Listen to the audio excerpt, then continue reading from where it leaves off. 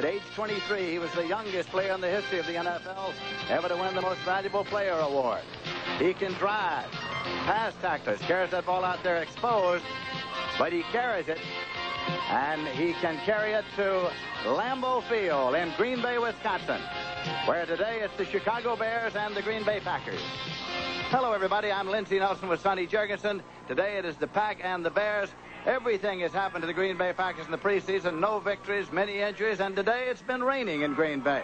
How do you think all of this will affect the play of the Chicago Bears, Sonny? I think they have to have a reaction to all the negatives coming out of Green Bay. I asked Coach Neil Armstrong how he felt it and if he were concerned about it. Well, it certainly does concern you. You know, when you hear real great things about a team, that concerns you. When you hear a chaotic thing, that also concerns us. I think that our team is emotionally and physically, mentally ready right now, because we better be, because I know Bart Starr is a fine person. He's a fine football coach, and I know that when the Bears and the Packers play, that it's always a Donnybrook. Boy, he better be ready. All he has to do is go back to last season, a 6-3 opener where the Bears squeaked by, and a 15-14 game late in the season that the Pack had a chance to win, Lindsey. So what better way to start the 1980 season than with the Green Bay Packers and the Chicago Bears at Lambeau Field in Green Bay. Neither of these teams had a particularly auspicious exhibition schedule, preseason schedule. The Chicago Bears and the Green Bay Packers. The Packers won none, they lost 4, they tied 1. In the Hall of Fame game, they tied San Diego 0-0, was shut out in the finale 38-0 by Denver. The Chicago Bears preseason, they won only 1. They beat the New York Jets, they lost 3, and they tied none. So now all the preseason is over. The Green Bay Packers have won the toss. They have elected to receive. The Chicago Bears will kick off. The ball is being teed up on the 35-yard line. And so it'll be Bob Thompson kicking it off. Andrew Thompson is dropped back deep, along with Mike McCoy, to receive the kickoff for the Green Bay Packers. We had some rain. It is not raining now. It is cloudy and overcast, temperature 70 degrees at game time. McCoy has it at the 2-yard line. Returns to the 5 to the 10. McCoy to the 15 to the 20, and he is stopped at the 20-yard line where the Green Bay Packers will start. First and 10, they'll have the ball at their own 20-yard line. Al Harris downfield to make the tackle. Larry McCarron has been on the injury list, but Larry McCarron has played in 63 consecutive games for the Green Bay Packers. Here today's officials, the veteran Jim Tunney's crew here. McCarron is at center. 64 consecutive games for McCarron, who likely will play only a play or so and come out of the ball game. Lynn Dickey is the quarterback. Carried by Atkins. Penalty marker is thrown.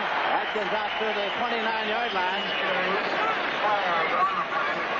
So there's a flag to be checked out here now. Offsides against the Chicago Bears. A little different look to begin with that time. The Bears went into an unbalanced defensive line where they normally are in the even. Offside penalty has been declined. It is second down and a yard to go at the 29. Here's the backfield. Lynn Dickey, Steve Atkins, Eddie Lee Ivory are the backs. The receivers, Lofton, Thompson, and Kaufman. Kaufman's the tight end. Second down and a yard to go. Ivory and Atkins both coming off knee surgery last year. Ivory has picked up the first down of the season for the Green Bay Packers at the 33-yard line. Offensive line for the Green Bay Packers. Stokes, Goforth, McCarron, Harrison, Cook. I beg your pardon, Greg Cook. Well, they're doing a good job right now, too. They got good movement at the line. Bears defense, there's the front four. Alan Page is the wheel horse, number 82. They sometimes will go into a 3. They're the linebackers. And the secondary men. Schmidt, Ellis, Finsick, and Plank. Or watch number 45 and 46. McCarron still in the ball game at center. This is Eddie Lee Ivory, the Georgia Tucker. Slipped down, and now is being pulled out. Gary Campbell, the linebacker, there to make the stop. It's no gain. Second and 10 after 33.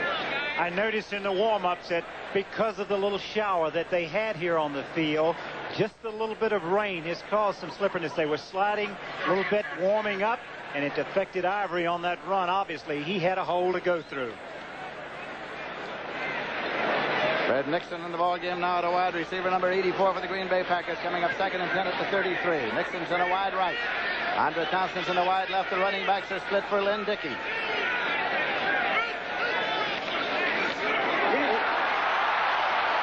it is buried by Cordell Middleton.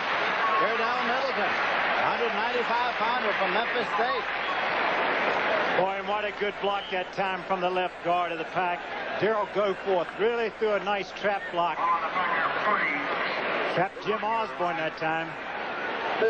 Take a look at this. Coming across, he actually trapped Dan Hampton. Good block that time. Opened up a big gap in the middle. 3rd down and 3 yards to go. James Lofton's in the wide left. He is always a big threat. One of the great receivers in the league. Dickey with the pitch. Eddie Lee Ivory looking to turn the corner, but picks up only about a foot. Gary Fencing, the Yaley, up from his strong safety to make the tackle. Boy, tremendous lateral movement by that defensive club that time. The Bears really strung it out. Forced him. They're going to force him to punt now. David Beverly is coming to do the punting. 7-year man from Auburn. Ricky Watts is dropped back in a single safety. They got 10 men on the line of the scrimmage. Have the Chicago Bears. Cloudy and overcast in Green Bay, Wisconsin. Beverly gets it off. Watts is waiting. At the 11-yard line. Watts to the 15 to the 20.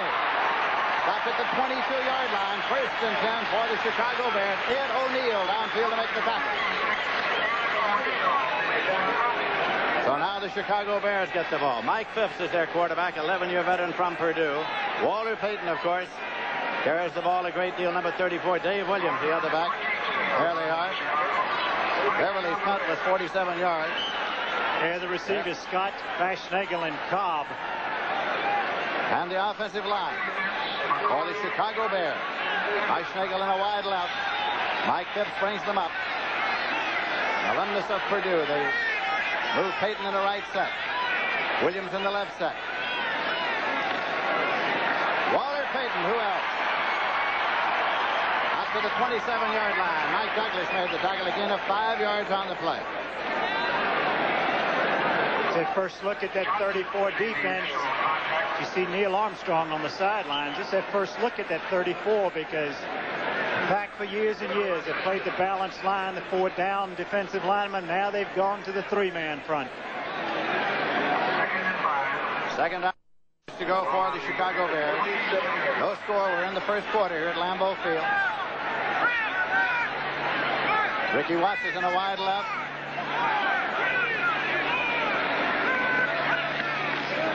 Williams with the ball. Pulled down for a loss. Johnny Gray, the veteran safety. In his 75th consecutive start, Johnny Gray made the tackle. There they are, the down 3. And the 4 linebackers. Boy, they lost a good linebacker. You're just looking at the secondary. Hood, McCoy, Luke, and Gray. And Rich Wingo, outstanding defensive player.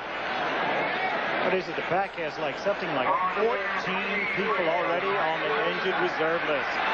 3rd down and 9 yards to go on the 28.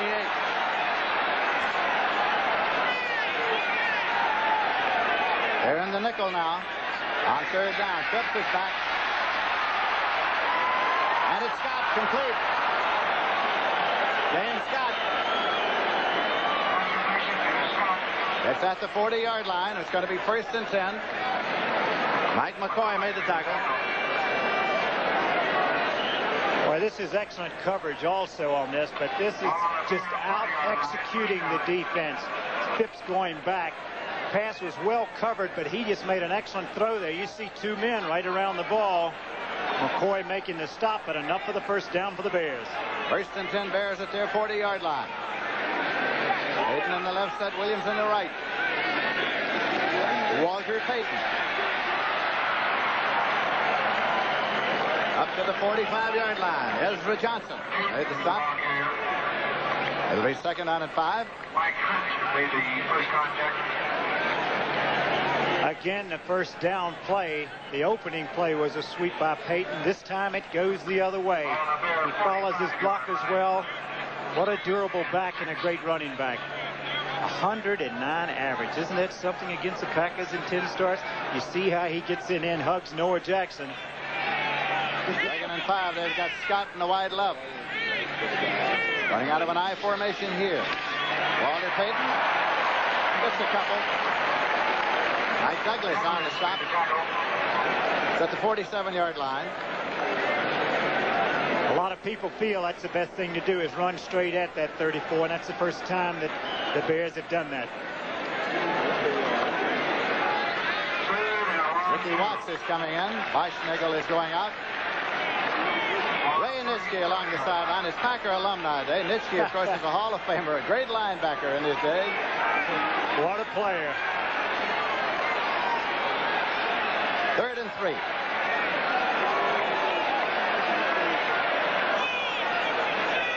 Looks like they're coming. Everybody's coming. Turn out to Scott. He has picked up the first down as he turns out just inside the 45-yard line. Good recognition that time of the blitz coming by Mike Phipps and James Scott, and they threw a little quick out. Had single coverage. Good recognition. This telecast is presented by authority of the National Football League and is intended for the private use of our audience. Any rebroadcast or other use of this telecast without the express written consent of the Green Bay Packers and the National Football League is prohibited. 1st and 10. The Bears at the Packers' 44-yard line. No score. We're in the first quarter. I formation. Walter Payton's the tailback. Quick pitch to Payton. Pass across the 40. Mike Douglas on the stop. 39-yard line for a gain of 5. It's 2nd and 5. Steelers got an early lead over Houston. Bradshaw with a little touchdown pass. This has been a good drive for the Bears. I thought the first drive by the Packers was a good drive. No mistakes. They just ran it right at the defense to get a feel for the game.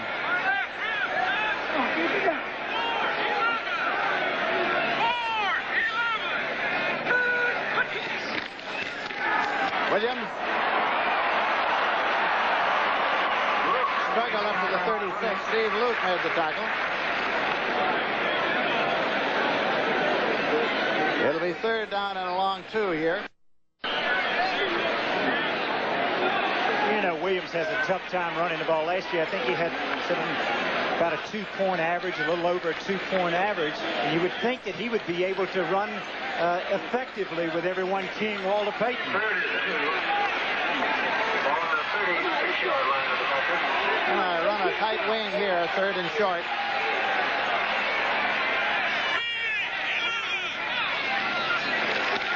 Payton trying to get to the sticks. It looks as though he's just a shade short. Bruce Beakley made the stop. They're all decked out today, the Packer fans in Titletown. They take a long look at the sideline. Looks as though he might be just a shade short. They're going to bring out the chain. Well, we'll see how the eyesight is this early in the year, Sonny. I think they came up a little short. It's interesting to see what Neil Armstrong elects to do here, whether he wants to put the pack back in the hole. It's that much short. 4th down coming up. They might gamble and go for it. Looks like that offensive team is staying in. They're still on the field right now. I like it. They're going to go for it. Green Bay making some changes going into their short yardage defense. Weischnagel leaving the field. Ricky Watts coming back in. Ricky Ricardo Watts. Name for you-know-who.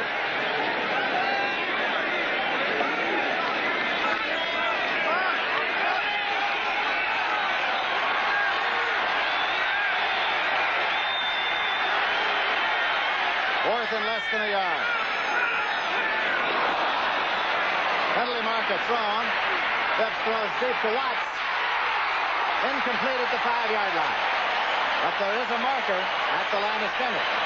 Oh, but he had a touchdown, too. Didn't he, though? He had a touchdown, but a penalty on the Packers. What a costly mistake. They got a break by Watts dropping the football.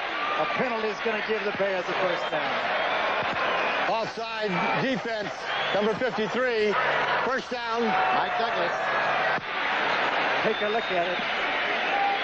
Don't quite pick it up there. They had a blitz on McCoy, chasing him on a rollout pass.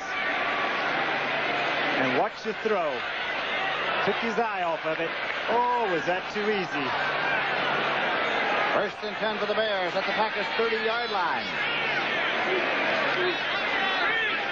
Schmegel back inside. Walter Payton. Down to the 23-yard line. Picked up 7 on the play. Well, when you run a wall to Payton on first down and he picks up that, look what great position it puts you in for that second down call all the time. Atlanta with a first quarter score, 6-0 leading Minnesota. Well, you have an easier call after you've given it to Walter Payton on first down. Second and short just about every time. Well, they spotted at the 24. Second down play coming now.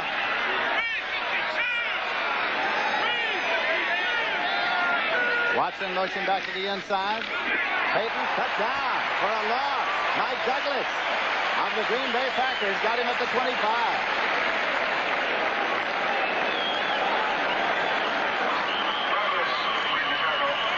We have a Bear player down, Lindsay, in the secondary. Ricky Watts, I think. So play is held up here for the moment while attention is given to Ricky Watts. There is no score. We're in the first quarter with 5 minutes, 12 seconds remaining to be played at Lambeau Field in Green Bay.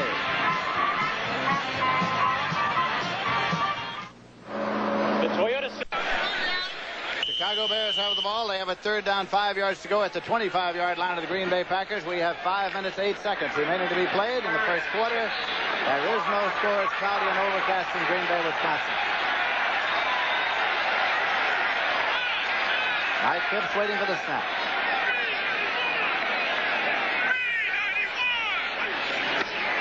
Phipps setting up. Plenty of time. And it is incomplete. James Scott covered by Wally Turner trying to keep his feet in bounds, but could not. If Phipps had thrown this ball in the end zone, you see an isolation here on Scott getting open as he goes by Wally Turner. And he kind of pulls up here because Phipps is looking around at the time, but you can see if he had just thrown the ball toward the end zone, he would have had a touchdown. He let him out of bounds. Fourth down, Bears. So Bob Thomas is going to attempt a field goal. It'll be a 42-yarder. Schmegel holding, puts it down. Thomas puts the 42-yarder is good. And the Chicago Bears have scored with 4 minutes, 41 seconds left to play in the first quarter. And here at Lambeau Field in Green Bay, Wisconsin, the score is the Bears 3 and the Packers nothing.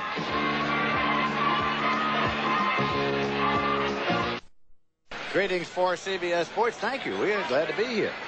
Kicking off now, Bob Thomas for the Chicago Bears. Andre Thompson is deep with Mike McCoy for the Green Bay Packers. Over to McCoy's side of the field, hits it to the 6-yard line. He's got it at the 1 and gets back to the 5 to the 10, 15, and gets up there to the 18. With that little back step, he might have stepped out of bounds. Well, I thought he was going to let it go out of bounds. A little altercation here on the field. Tempers rising.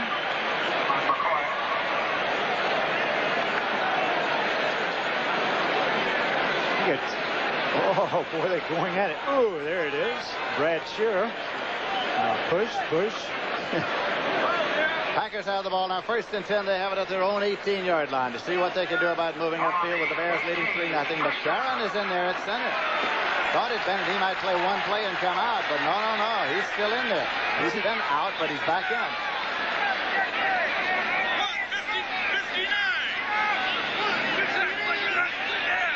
That's Eddie Lee Ivory moving over. Ivory gets the pitch. And he stopped at the 20-yard line after a gain of 2.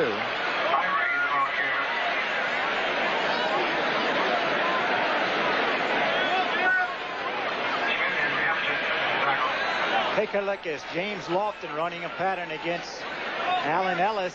Oh, is that? Well, you got to keep your eyes open going down the field against that Bear secondary. The rule says you're allowed one of those, and if you do it right, one's enough. That was enough. It's going to have been a long time getting back in the pattern. 2nd and 8 at the 20-yard line.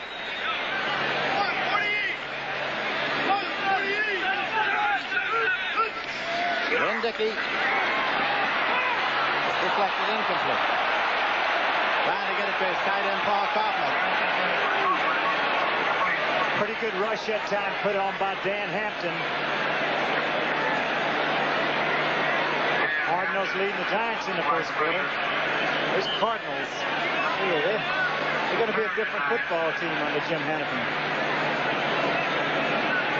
Chicago Bears lead here 3-0. It took them 13 plays to drive 53 yards, and then it was a 42-yard field goal by Thomas that put them on the scoreboard, and whatever is that, go Pack. Wonder where he gets his hair done. And the shotgun now. Green Bay in the shotgun. Dickey waiting for the snap. Kaufman in motion outside left. Dickey's got the ball. Deflected, incomplete. It'll be 4th and 8. Dickey's pass deflected. Again, good pressure put on by that defensive line. Hampton and Osborne. You see Osborne coming around the outside. Had a little trick going, and then somebody got up in the face. Dan Hampton, I think. Boy, that really helps when you get that rush against that shotgun. David Beverly is back to do the punting. Ricky Watts is center deep. And it is fielded at the 48-yard line. Taken by Doug Plank. Doug Plank took it, and that is where the Chicago Bears will start at the 47-yard line. So we have 3 minutes, 31 seconds left to play in the first quarter. The Bears are leading by a score of 3-0, and they have the ball.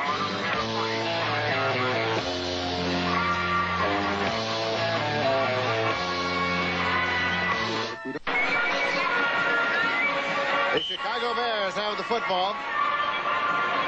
As you watch Alan Page buckle on the helmet there, with the defensive squad, of course, on the sideline for the moment. 1st and 10 at the 47. Bears ball in their own territory.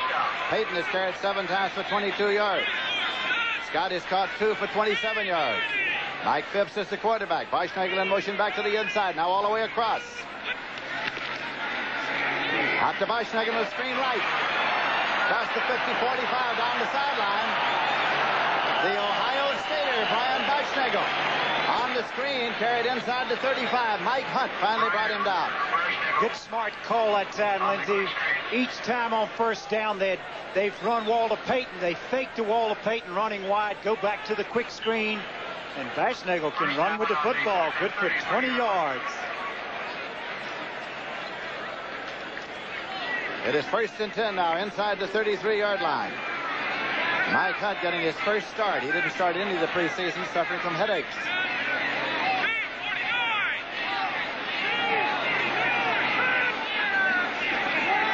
Walter Payton. Out to the 30-yard line. Mike Douglas made the tackle. Hunt and Douglas. Gain of 3. It'll be 2nd and 7. Sonny, Walter Payton carries that football like every coach at every college and every high school tells his players not to play. Jimmy Brown did the same thing. Earl Campbell does it. I think a lot of the great runners carry the ball that way, and you try not to teach somebody to do it, but you notice when they get in a crowd is when they put the ball away and protect the football. Instinctively. 2nd down, 7 yards to go. James Scott, wide right. Beischnagel in the wide left.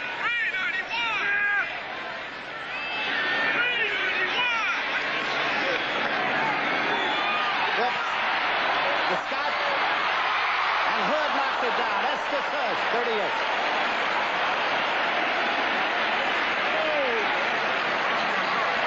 Hood makes a good play on the ball, but the blitz by the Packers forced Phipps to throw the ball off balance. He couldn't get himself set, therefore he couldn't get anything behind the ball. That's the reason the ball was underthrown. Minnesota's coming back, huh? We're going to see a lot of close football games this year. I'm sure. A lot of balance. Third down, and now the Packers have brought in deep backs, expecting to pass here.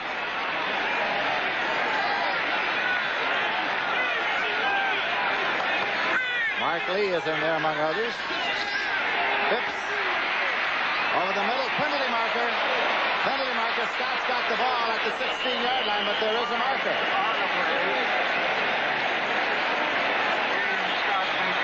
We've got a holding against the Chicago Bears. Called by umpire Pat Harder.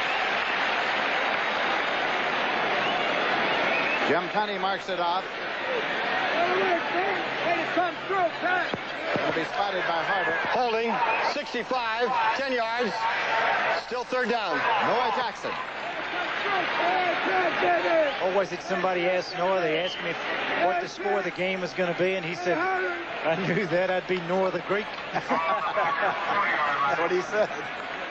Noah the Greek. Jimmy better watch out. Now you got another prognosticator coming along, huh? Third down, 17 yards to go at the 40.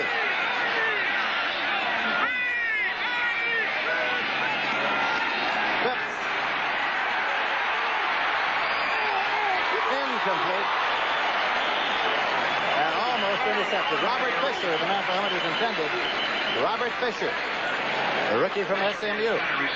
Well, they did a good job of jamming him to the line of scrimmage. There's another flag down. Penalty on the Packers, offsides probably.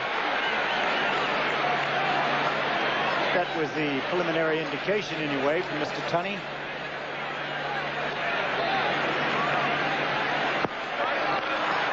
Offside, 77, 5 yards. Still third down. Mike Butler. 3rd and 12 at the 35. That's another third down penalty. In the first drive where the Bears scored, they had a fourth down penalty against the Packers. It keeps the Bears alive.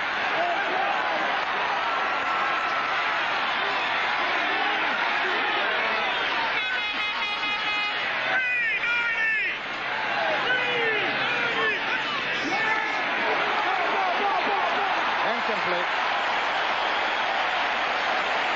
4th and 12 at the 35. Sonny, this is the 122nd meeting of these teams in a series that began in 1921, and there's a fellow watching in Chicago who was there at the start as a player coach for the Chicago Bears. One of the great men in the history of this game, Mr. George Halas. And I know you join me in sending along best wishes for good health to George Halas. He's up to receive a tremendous award still here, isn't he? We're going to talk about that, the Walter Camp Award.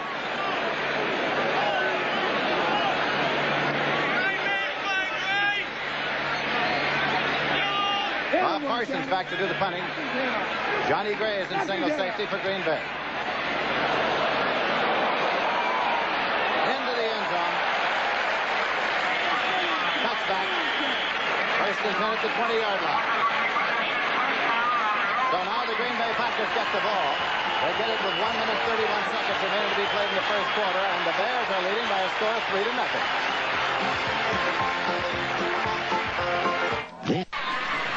Bart Starr, head coach and legendary quarterback of the Packers, and there's no question the heat is on.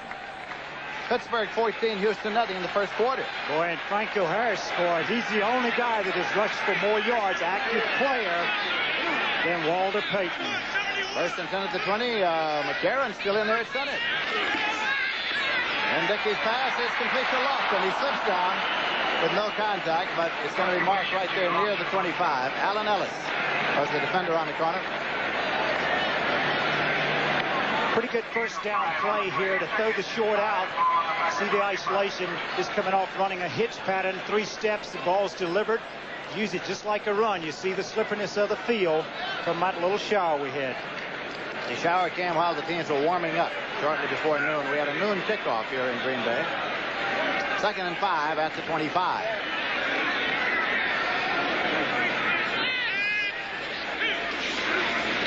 Atkins out to the 28-yard line. Dan Hampton made the tackle. Steve Atkins from Maryland carried. Taking a look at this at last play from ground level. The Packer line accused of not coming off, doing a good job of blocking. This time they do come off. Good little piece of running there. Picks up a nice gain, 3rd and short yardage. Count them. Count them. How many do they have out there? 12, 13? Brad Shearer wants to see how many players.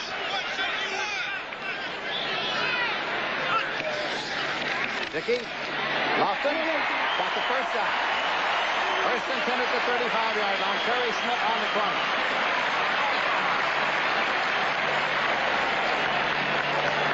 Bart Starr was asked about the week that the Packers have had, and he said it's been a disruptive week. And it was all of that. That's an understatement. This is next year as head coach of the Packers. First aid along the sidelines for Jerry Merkenstern.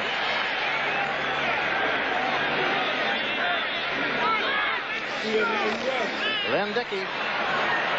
Complete to Lofton. Alan Ellis on that corner. Ball is at the 44. And the Packer fans are happy. They haven't had too much to be happy about recently. And we have a timeout here around the end of the quarter.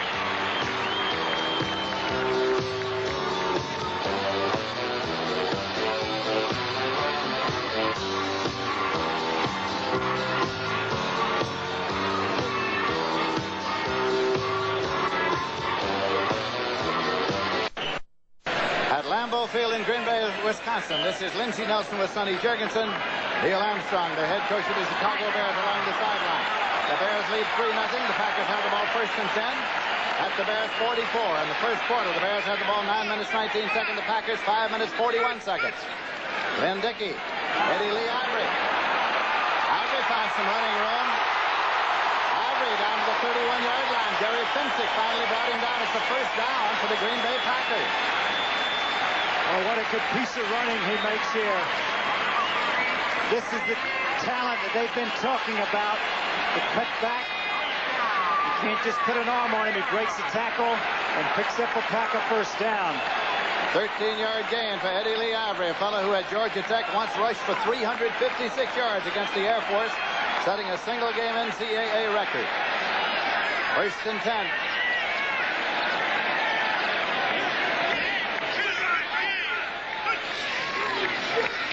This is Atkins. Pulled out by Tom Hicks, 5-year veteran from Illinois. You know, in the first quarter, James Lofton caught 3 passes, Lindsey. And you can see that the Packers are trying to get the ball. He was wide open on every pattern that he caught.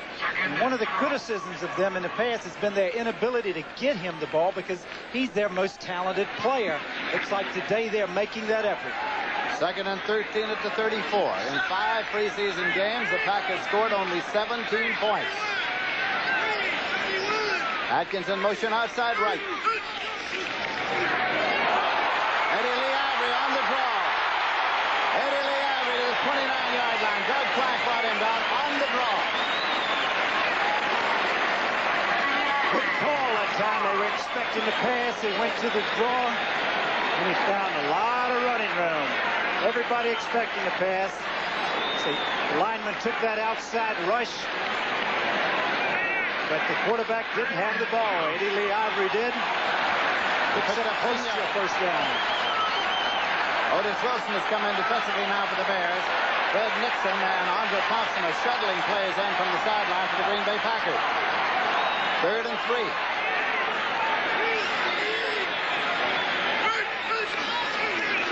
Dickey trying to get it just over to Paul Kaufman, his tight end. Incomplete. Boy, he did a good job. He did the best thing he could, and that's stow the ball away because Gary Campbell had it covered. Chris DeMarco is coming out as Dickey comes off. The field goal man is on the field. He's a 9-year veteran from Hillsdale. David Beverly usually holds for him. It's going to be a 46-yard attempt. David Beverly holding for Chris DeMarco. And has said that over the offseason he seriously considered retirement. 1 for 1 in the preseason. 46-yard attempt. is good. 46-yarder by Chester Marco ties the score. And it is now the Green Bay Packers 3 and the Chicago Bears 3. And the fans are happy in Titletown, USA.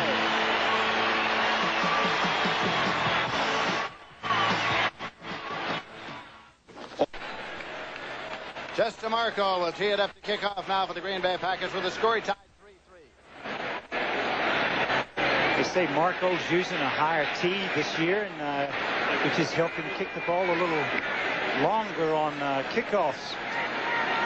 He didn't have much trouble with that 46-yarder. They moved 56-yard on 9 plays and had the 46-yard field goal. Of course, he doesn't get to use that 3-inch tee there. Here we can see the tee there. Having a little trouble. He's retying his shoe here. Just looking at the stats here, Lindsey, Eddie Lee Ivory has outgained Mr. Payton. He has 30 yards and 6 carries, and Payton has 24 yards and 2 more carries. 8. That is Chester Marco's first field goal since November 4th, 1979 against the New York Jets. Well, the big challenge was supposed to come from Houston to Pittsburgh. You see what kind of talent and what kind of football team they are. 17-0 is still in the first quarter. Dave Williams is center deep for the Chicago Bears. Chester Marco to Williams at the 1-yard line. He's out to the 5, to the 10, to the 15, to the 20. Williams to the 25, to the 30. And he has returned it to about the 33-yard line. Mike McCoy brought him down. So now it is the Chicago Bears. Boy, good piece of running by Dave Williams here. He said, I get my fun on kickoffs, returning kickoffs. You get to run a lot with Walter Payton carrying the ball. He finds some daylight, scoots through it. Good field position. First and 10 outside. The 32 inside the 33-yard line.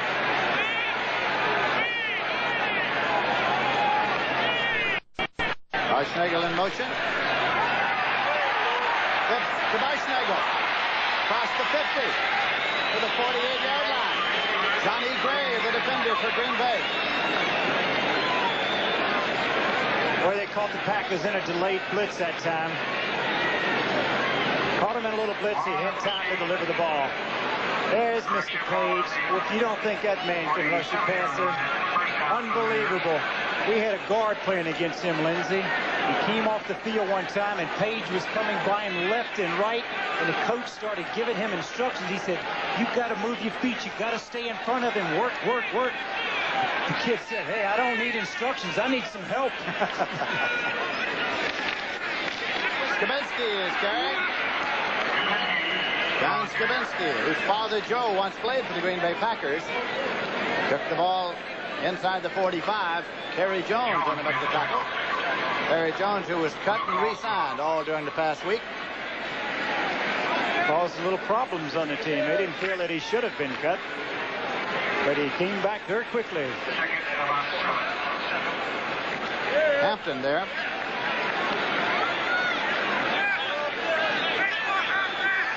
They're in a slot left. Only Walter Payton is a setback.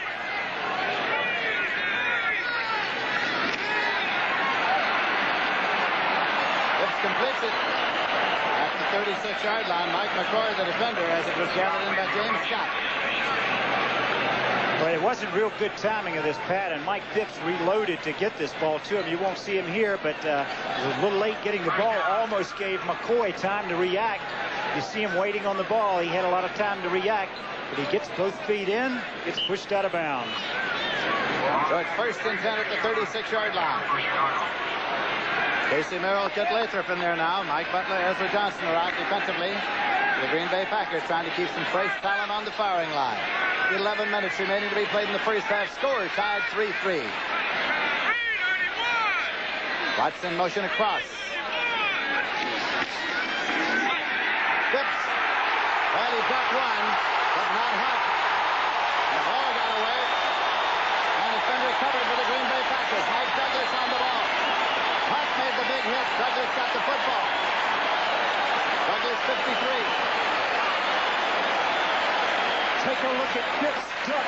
Watch him duck the first man, and Hunt hits him just as he's ducked Douglas. And Douglas goes back and recovers the football. So the Packers get it. They get it 1st and 10 at their own 41. Score still tied, 3-3.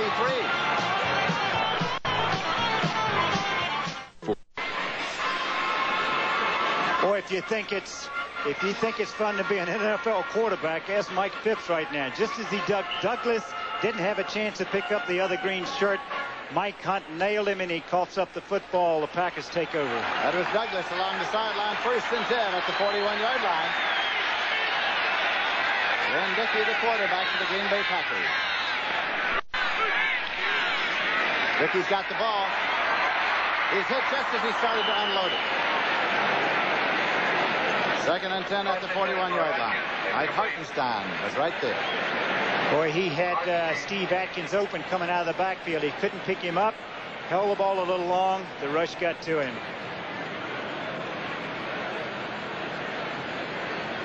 And I like the fact that we're going to have a little penalty on this play that the Packers, they use the, we'll try to pick up what the call is here for Mr. Tunney. Holding, 54, 10 yards, still first down. Larry McCarron. You got to let him McCarron. He's just coming off of a hernia surgery. He should be allowed to hold a little bit, shouldn't he? You think so? A little handicap. Ball on the 31, 1st and 20. First down, 20 yards to go for the Green Bay Packers. Score tied 3-3. Lofton's in a wide left.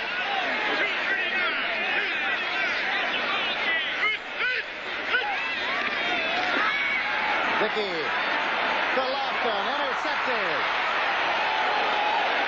Gary Campbell with the ball, number 59, Gary Campbell. 1st and 10 now for the Chicago Bears. He forced it. He did not have Lofton open. He had had some success. Lofton's already caught 3 balls. He tried to force one that wasn't there.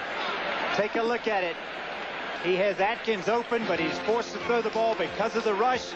Campbell gets the interception. That's the Bears' 49-yard line.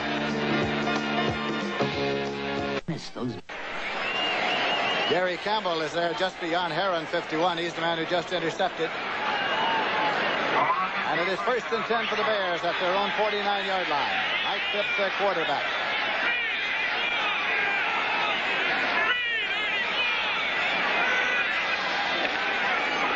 Walter Payton. He goes out of bounds at the 48-yard line. A gain of 3 on the play. Run out by Estes Hood. It'll be 2nd and 7. What does a modern superstar do? Well, if he's Walter Payton, according to the press guide, he owns a condominium in San Diego, 934 acres of timberland in northern Mississippi. He owns a Learjet and an antique Rolls Royce, $7 million 200-room motel and convention center in Hattiesburg, Mississippi, 26-acre shopping center. Whatever became of the old halfback caging a beer at the end of the bar? They're the retired ones. 2nd and 7 at the 48-yard line.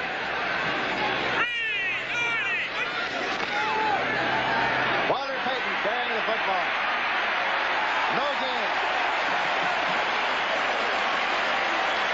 That's an occasion for the Packers defense. Appreciated for the Packer faithful. Mike Hunt led the defensive charge.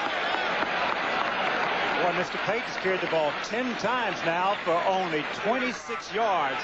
That 34 defense that the Packers are running are causing some problems in their blocking. It's obvious what the Packer game plan is. A lot of blitzing. They're putting a lot of men on the line of scrimmage in passing situations. They can't afford to give Mike Phipps time to throw the football. 3rd down and 7 yards to go. Williams and Payton to setbacks. Phipps with the ball. And it is complete. Walter Payton, 35, 30, 29-yard line, and the ball from Payton is advanced on downfield. Taken by Scott. It got from Payton to Scott, and he advanced it on downfield. Unbelievable play. The ball was stripped from Payton. Payton comes out. Again, pretty good pressure here by Butler. Payton's going across the middle. Shows you what a great instincts he has about running with the football. Running back outside, picks up a block from Sorey. That's where the ball was stripped. James Scott went right into his hands. He was surprised to come up with the thing. He was in a very fortunate position. There it comes That out. comes. Oops. Thank you very much. First and 10 at the 19-yard line.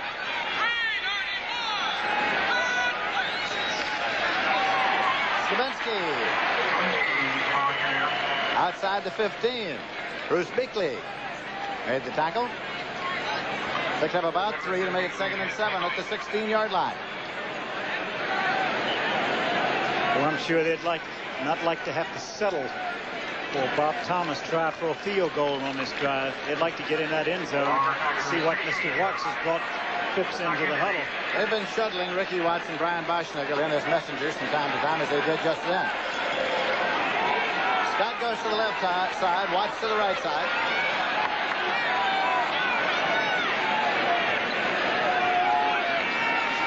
Phipps. Penalty marker. Mike Cobb made the reception at about the 12, but there is a marker. An umpire's call, and that is against the Chicago Bears.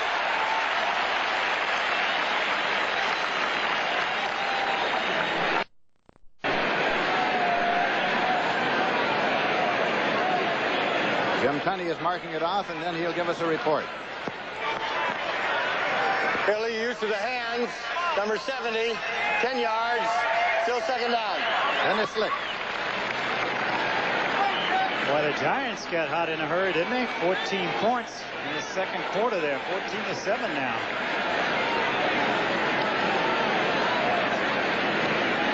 Second and 17 at the 26-yard line. Green Bay into the nickel.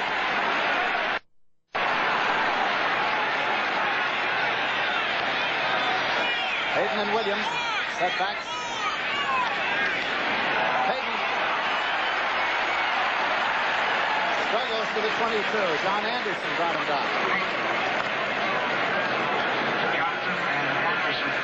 See, I find it interesting that teams that play the 4-down lineman defensively, when it comes to a passing situation, they go to 3-down linemen and cover with 8 people. The people that play the 34 defense, they go to 4-down linemen to rush. They just switch around. Now the Packers have 4-down linemen to rush the passes. 3rd and 13 at the 22. Phipps. Intercepted. Picked off by Wiley Turner. Wiley Turner, number 20 in the corner.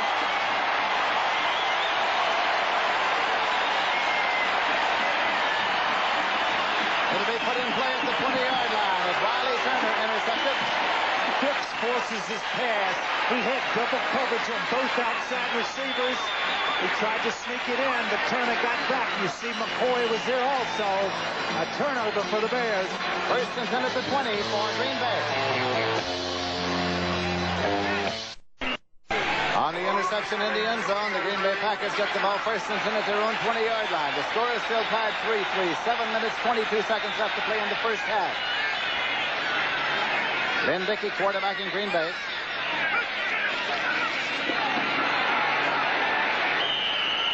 Eddie Lee Ivory carried. Stopped by Gary Campbell. Here's the Green Bay injured reserve list. Look at this now. These are people on the injured reserve. Well, we're going to have to put this on a roll, aren't we? We really are, and you're going to find some very familiar names in there, people who have been injured. Honkar, Torkelson, Ringo. Ringo is a great football player. Mark Miller, they just picked up. Bad shoulder, they had to put him down. Quarterback David Whitehurst. Second and 10 at the 20-yard line. Eddie Lee Ivory. Got a yard. Tom Hicks there for Chicago. It'll be 3rd and 9 at the 21.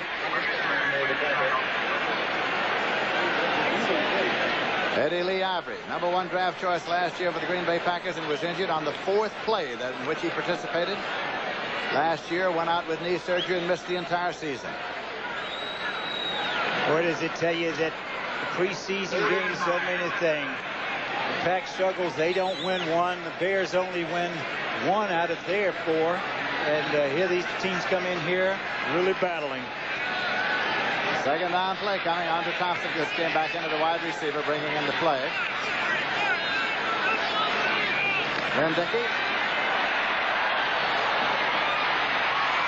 Well, it was to Lofton, but he couldn't stay in bounds. So it'll be 3rd and 9 at the 21. The Bears came with their own little version of the safety blitz that time, forcing Dickey to throw the ball away. Lofton. 4th down now. David Beverly is in to do the punting on 4th down. New Orleans got a second quarter lead over the San Francisco. Ricky Watts is dropped back center deep. David Beverly on 4th down, boots it out of there. Hits it to 41. Bounds along near the 40 and goes out of bounds. There'll be no run back. First and 10 to the 40-yard line. But there's a penalty marker back downfield. 2 of them, as a matter of fact. There are 2 flags on the field. Might be one of those people illegal. Somebody left too soon. Is that what that means? That's what that means. Only the outside men can leave before it's booted, and somebody violated that.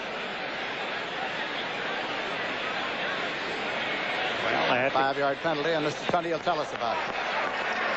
Ineligible man downfield, number 52, re-kick, 5-yard penalty. All right. George Cumby was downfield. A rookie. So he'll have to do it all over again. Beverly back near his own goal line now. Still Watts center deep.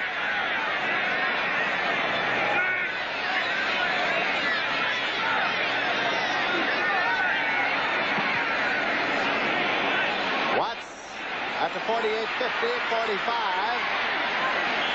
Stopped just short of the 45. John Thompson along with George Cumby. Well, they pick up a little bit on that play, don't they? Yes, they do. Well, they have high hopes of that number 52, George Cumby. They think he's going to be a great linebacker. 1st and 10, and the ball is in Chicago possession at the Green Bay 46-yard line. 3-3 ties. Last year, what did they open up? 6-3, wasn't it? They did. Beverly's punt was 35 yards. He's averaged 38.3 for 3 kicks. Score tied here. 3-3.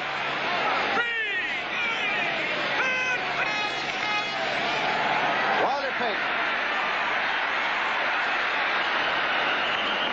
You saw Steve Luke reach for him as he turned that corner. Difficult to run wide against that 34 defense because you have 4 linebackers up, able to move laterally, and you see Luke coming up, playing it off.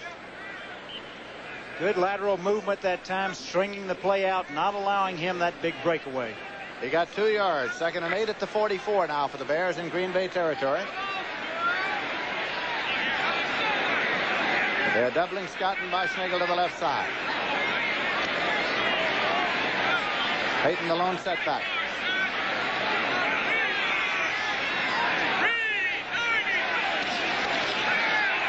Phipps gets it out to Skavinsky.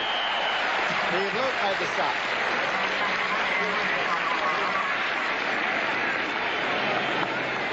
So that's like 7 out of 11 for Mike Phipps now. 90 yards.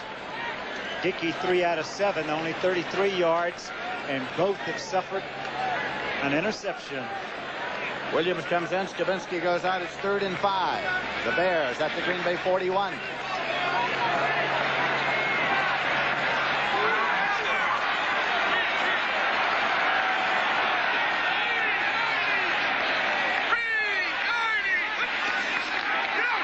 Phipps over the middle. Tied in. Taken there by Mike Cobb. Mike Cobb took it to the 34-yard line. That's a 1st down. Boy, notice the last 2 passes, Lindsey. Very wise of the Bears coaching staff to go to shorter patterns to fight against that blitz, because you can't afford to have the long rhythm passes to throw. You don't have time to throw that long rhythm pass, and both passes, the one to Skavinsky and that one to Cobb coming across the middle, thrown very quickly. Robin Earl is in there at tight end now, and Cobb has come off.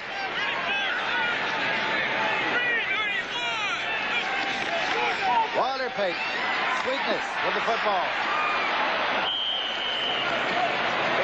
Had it to about the 27 before Steve Luke brought him down. In high school, Walter Payton did not play football until the 11th grade. Again, running wide against that 34 defense. He picks up some yards in, picks up about 7, doesn't he? Yes, he does. He has 39 yards now and 13 carries. It'll be 2nd and 3. The clock is running with 3 minutes, 33 seconds left to play in the first half. Remember the 2-minute warning.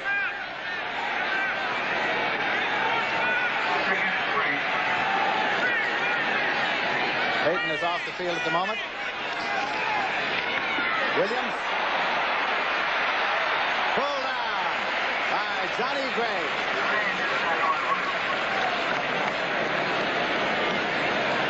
Good piece of running that time by Dave Williams. He got the first down. Bouncing to the outside to pick up the necessary yardage for the first down. Watch this. Looks like the play's going to go inside. He, off of Skavinsky's block, he goes outside. Just gets pulled down by Johnny Gray. But enough for the first down. Lunge forward to get the first down outside the 23. Payton is back at 1st and 10 Chicago. 2 minutes, 40 seconds left to play in the first half. And the score is tied, 3-3. And the Bears are down in scoring position again. Robin Earl moved to a tight end right. This is Payton. Drives to the 17. Charlie Johnson. Nose tackle, made the stop. The good thing about that particular play was their offensive line.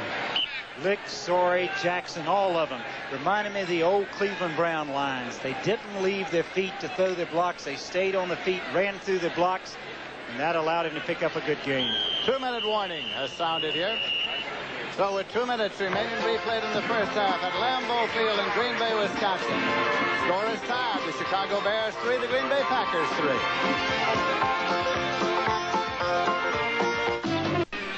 2 minutes remaining to be played in the first half. The score tied 3-3. We have word from the Chicago locker room that Ricky Watts has an ankle sprain and it will be x-rayed at halftime. It is 2nd down and 4 yards to go. The ball is at the 17-yard line of the Green Bay Packers in Chicago Bear possession. Their time to score before the halftime intermission to take the lead. This game has been played under cloudy skies, cloudy and overcast, and we had a shower that fell while the teams were warming up in the pregame. We've had no rain during the playing of the game itself. Game time temperature was 70 degrees. Payton's longest run today has been 7 yards. He's the tailback in the eye here. He's got the ball. Closed off at the 15-yard line. He got 2. Mike Hunt led the defensive charge. Charlie Johnson was there as well. It'll be 3rd and about 2. You got to get a lot of green shirts around Mr. Payton to get him down. Well, that's what John Anderson told you was the necessary thing, didn't he? He said numbers. Numbers. Get a lot of numbers of the opposite color around him. That's the only way you're going to stop him. Defensive changes quickly for the Green Bay Packers. 1 minute, 20 seconds left to play in the half. 3rd down and 2 yards to go.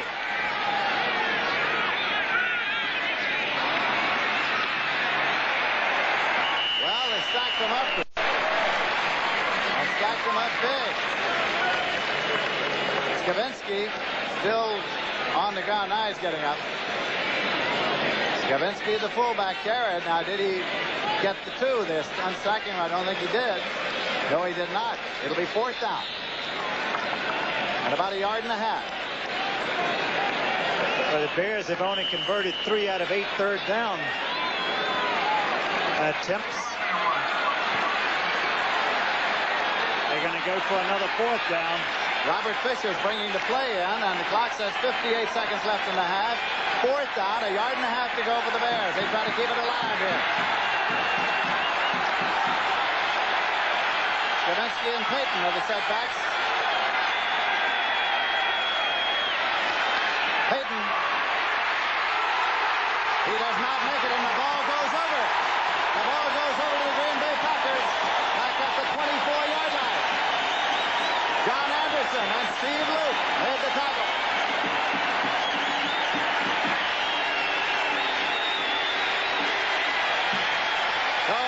cheering is for the Green Bay defense here at Lambeau Field.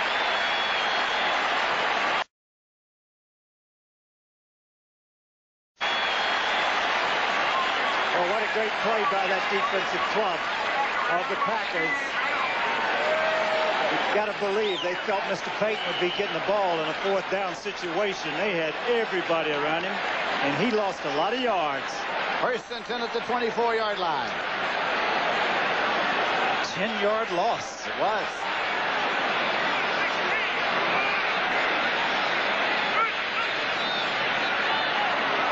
Eddie Lee Ivory, the high stepper, finally goes out at the 42. Tom Hicks pushed him out at the 42-yard line.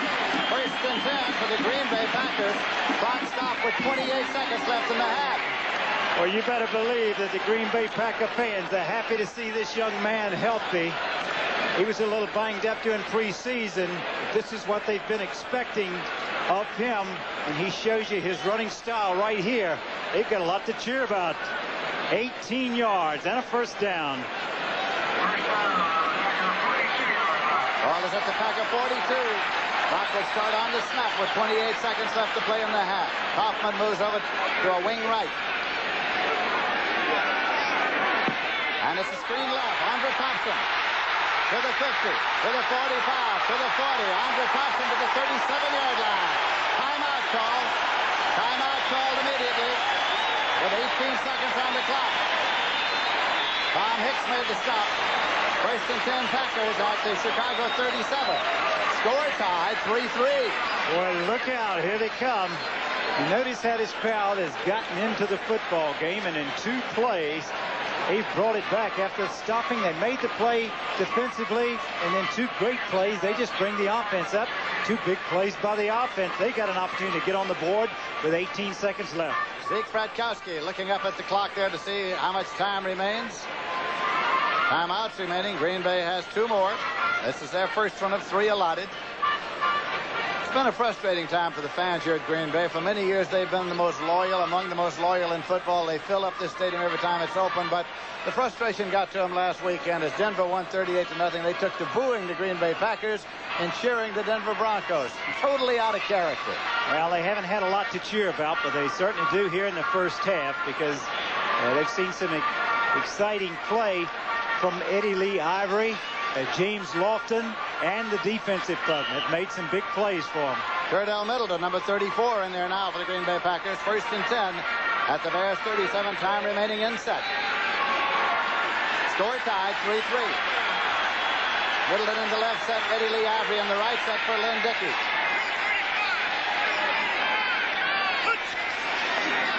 Cordell Middleton drives inside the 30-yard line. Picked up 7 on the play. Timeout again for the Green Bay Packers. Their second of 3 allotted. 10 seconds on the clock. Got the ball inside the 30. I think they're going to get in range here. They'd like to run one more play. They're going to be careful with it. Ready for play.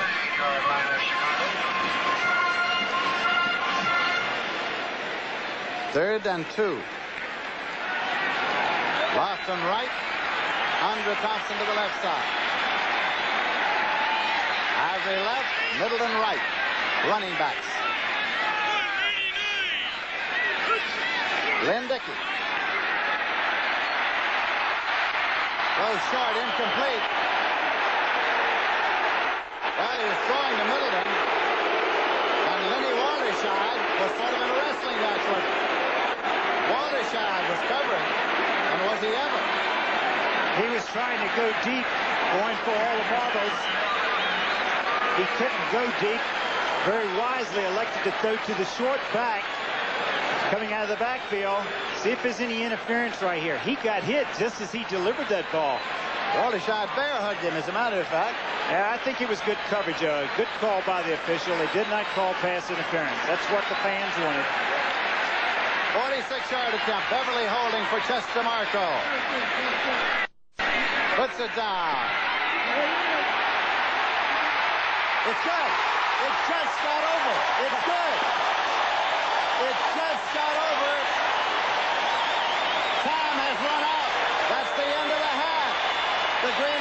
Packers leave the field leading by 3 points.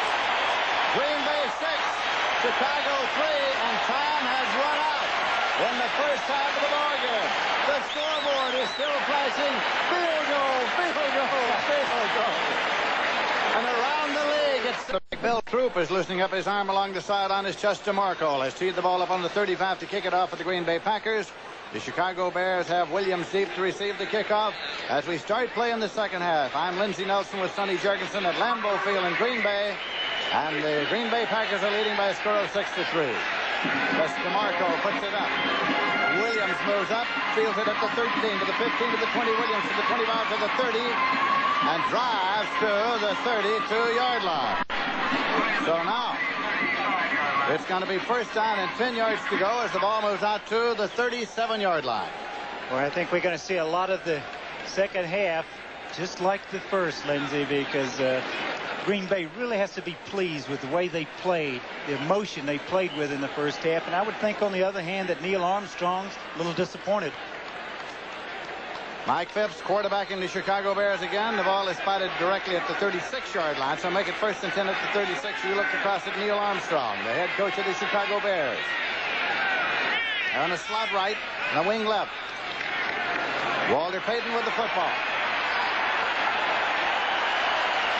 Rolled it out of bounds at the 37. Steve Luke up to make the tackle. Again, trying to run wide against the 34 defense. Just too many men that are standing up and can move laterally. No place to go. They strung it out. Hold him to a short gain. 2 yards gain on the play. 2nd and 8 at the 38. Still cloudy and overcast. Weissnagel to the right side, Scott to the left side. Williams in the right set. Walter Payton in the left set. And it is Williams. Got the first down. Johnny Gray brought him down. It's going to be first and 10 Chicago. The old Statue of Liberty play. How many years ago? Back through the pass, and the guy reverses, comes behind you, picks up the first down. Good piece of running, good call. John Skavinsky comes in, and Williams goes out. They go back and bring back those old plays every once in a while, don't they? And they usually work. Somebody's going to have to open with a single wing one day and run the length of the field before they find out what to do about it.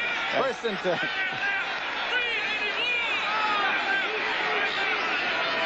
Phipps doesn't like what he sees. He calls time. Chicago quarterback Mike Phipps took a look and called time. He spent a timeout. There. Chicago wide receiver Ricky Ricardo Watts is along the sideline, available sprained an ankle in the first half. The x-rays at halftime were negative. He is available for duty in the second half. First and 10 Chicago. They have the ball at their own 47-yard line. Out of the I formation, Mike Phipps.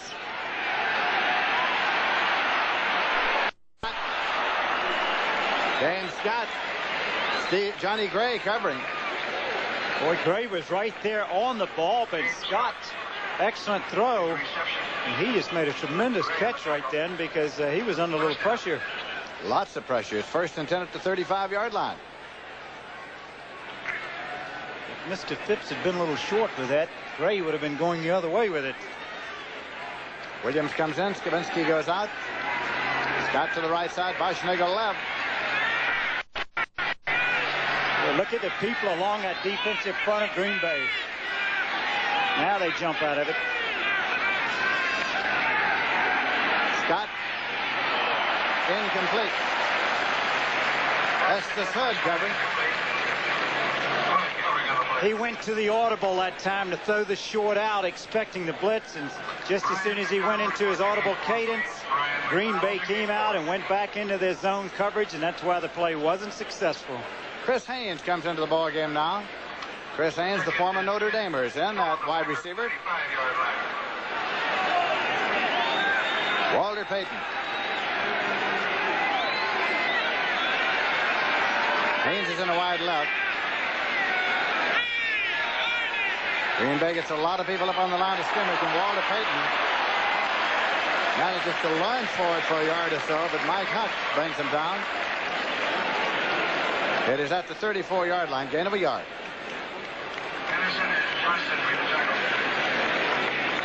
This time they came with the blitz. John Anderson coming in right here, making the play. They faked it last time. They came right back with the blitz again. Gambling defense by the Packers have been successful for them all day. 3rd down and 9 yards to go. Bears ball at the Packs 34. Packers are in the nickel.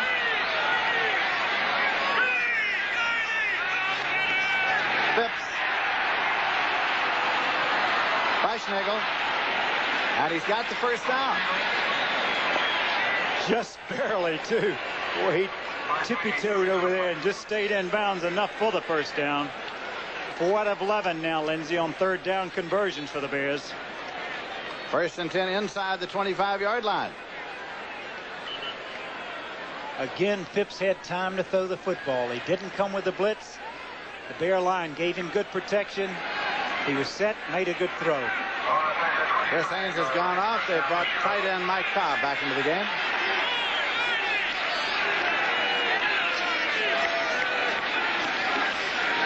Ball to Payton. John Anderson was there, among others. Estes Hood, 38, was there. It is spotted at the 24-yard line, gain of a yard. I'll tell you one thing about Neil Armstrong and watching this game, how many sweeps that Walter Payton has run. They're going to run it till they get it right because they haven't given up on the play. Mike Douglas comes off, and rookie George Cumby comes in at linebacker. Douglas getting some attention along the sideline now from the trainer. Scott is over there with Neil Armstrong.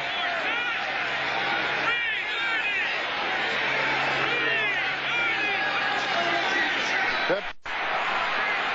Screen to Walter Payton. Drives to the 17. Steve Luke made the stop. Take a look at this. Right from behind the quarterback. Both backs go out. Williams went to the right, Payton to the left. Little screen to both sides. Noah Jackson out throwing a block in front of him. Payton gets right behind him. It's kind of hard to see when you get behind Jackson.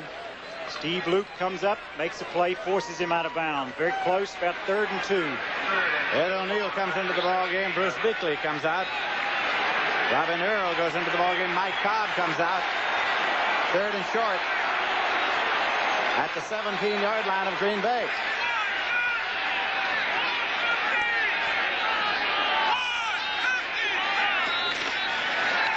Phipps to Scott, incomplete. That brings up 4th down. Another audible, Lindsay. Packers jumping around defensively, forced him to go to. He thought he was going to get single coverage, got double coverage, threw the ball away. And have to go for an attempted field goal. Bob Thomas is in to attempt it. About a 34. They'll set it up. 11 minutes, 25 seconds to play in the 3rd quarter. It'll be a 34-yard attempt with Weischnagel holding for Bob Thomas, the former Notre Damer. 34-yard field goal, if good, will tie the score, and it does. So, on a 34-yard field goal by Thomas, the score is tied. The Bears 6, the Packers 6. We've had 4 field goals, and we have 11 minutes, 23 seconds left to play in the 3rd quarter.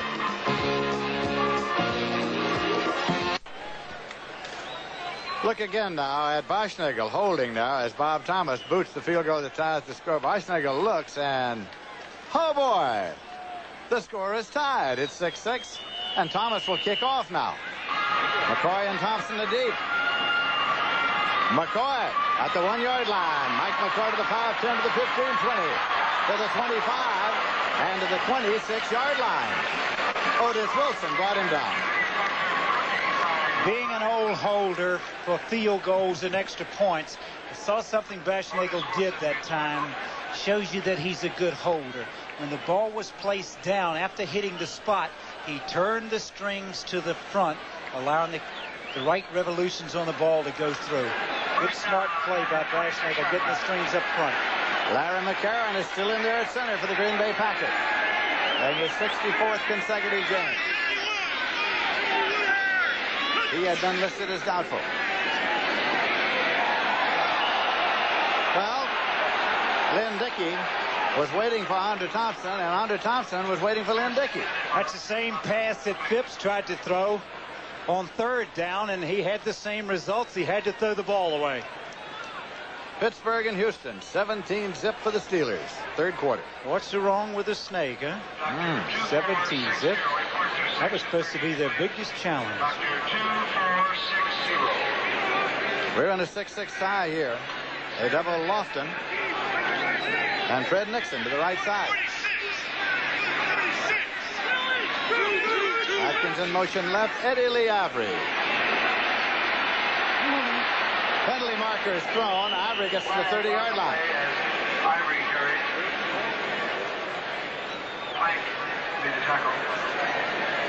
Noah Jackson. Noah the Greek, huh? You guess he picked 6-6 for the score? More than likely. They also call him Buddha, don't they? Call him Sir. Anything he asks me to. Jim Tunney, the referee, marks a dive.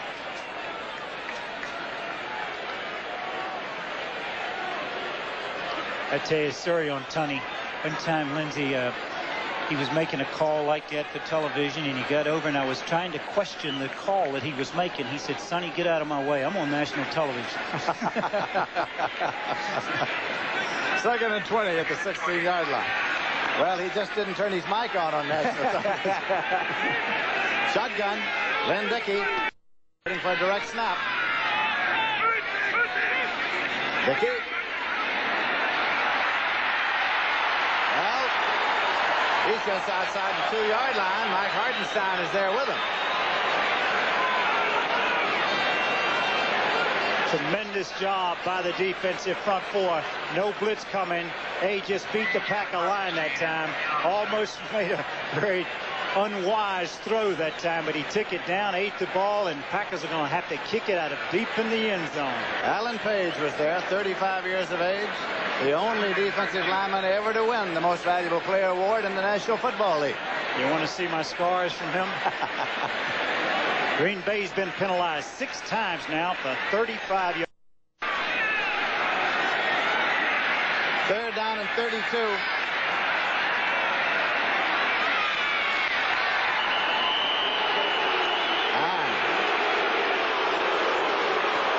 Timeout, Green Bay. I thought they had a 4th down. I saw Dickey lined up against the back of the end zone line. It's only 3rd down. 3rd and 32, and Dickey wants a little word with Batkowski and others. We have 10 minutes, 29 seconds left to play in the 3rd quarter, and we are still in a 6-6 tie.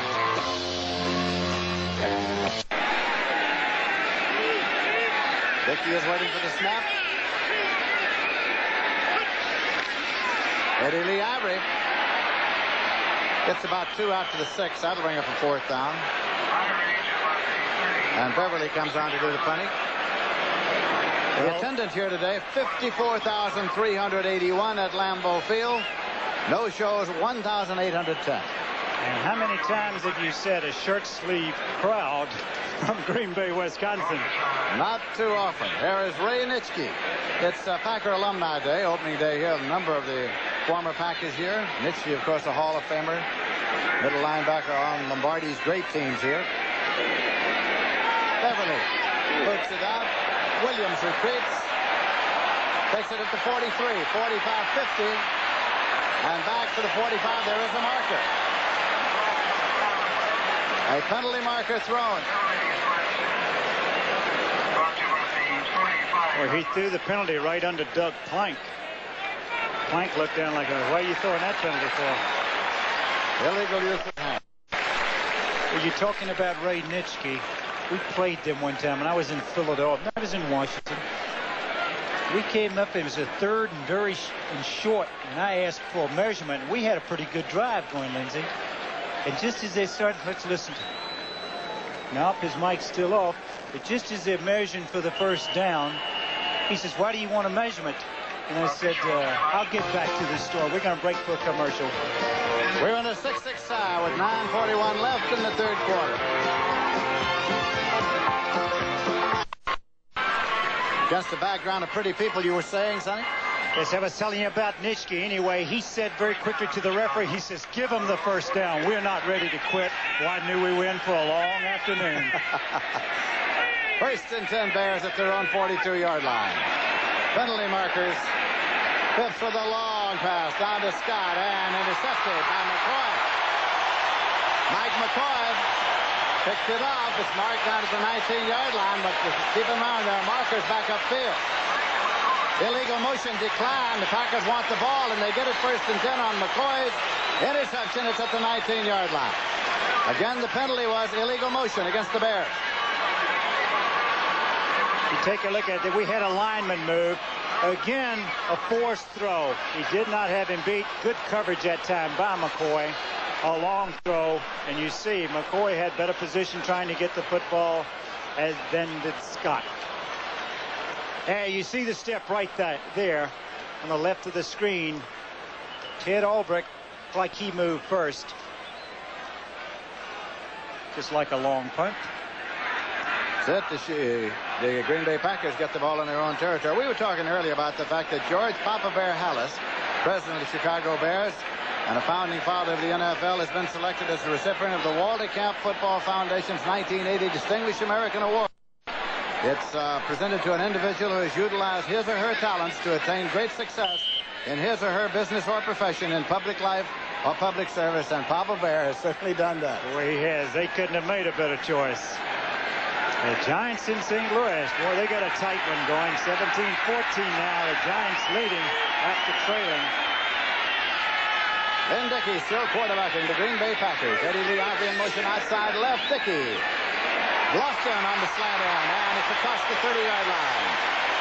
Barry Smith and Doug Plank. It's a first and 10 for the Green Bay Packers at the 31-yard line. Well, that's his fourth reception of the day. Every time they go to him, he catches a football. And what a dangerous receiver he is after he catches it. 43 yards, 4 receptions. Lofton to the left side.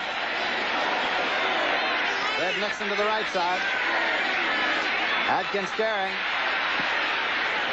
Got a couple. Mike Hartenstein upsetting. It was just 10 years ago this weekend that the Packers were mourning the death of Vince Lombardi, who had passed away 3 days early. Vince Lombardi passed away September 3rd, 1970, 10 years ago. The end of a yard on the last play. It's going to be second down and 9. Second and 9. Lofton is level with Andrew Thompson to the right side for the Green Bay Packers.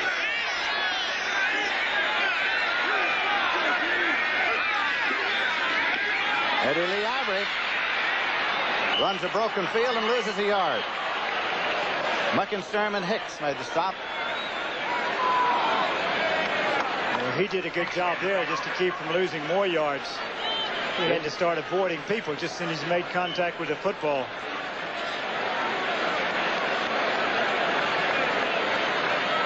Third down play coming up here. Tell me something, Lindsay. How many overtime games did you do last year? Well, 3 of my first 4 were overtimes, as a matter of fact. I became a great authority on the procedure for overtime games. I'm glad. 5 receivers left and right.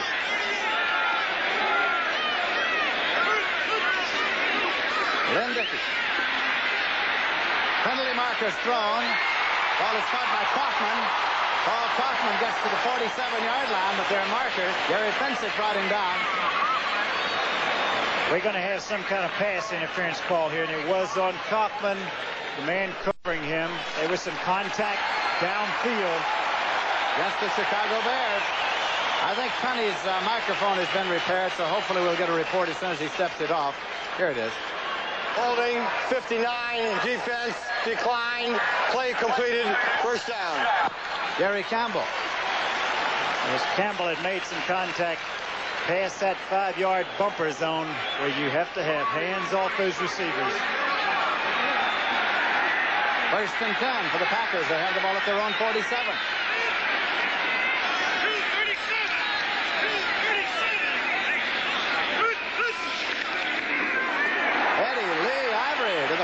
49-yard line of the Chicago Bears. Jerry Muckenstern made the stop.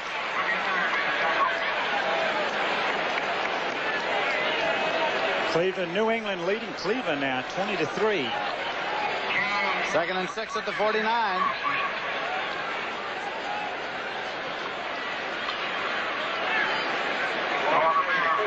Lynn Dickey, the quarterback still. He made his first open day start since 1977, and now a timeout for the official, Eddie Lee Ivory.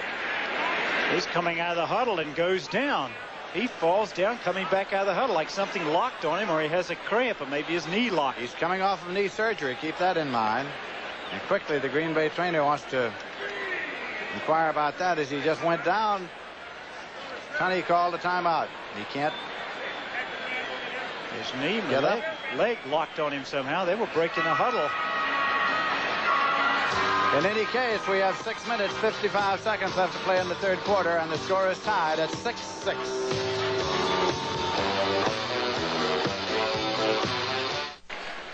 Eddie Lee Ivory walked off under his own power, and he's getting a further examination there of the knee. Or is it just below the knee? Maybe just below, yeah, the calf perhaps. In any case, we'll get a report. It's 2nd and 6 at the 49-yard line for the Green Bay Packers. Penalty marker thrown to the head linesman. Curdell Middleton carried. I think Paul Kaufman got a little running start that time to get into his block. He left about 2 counts early.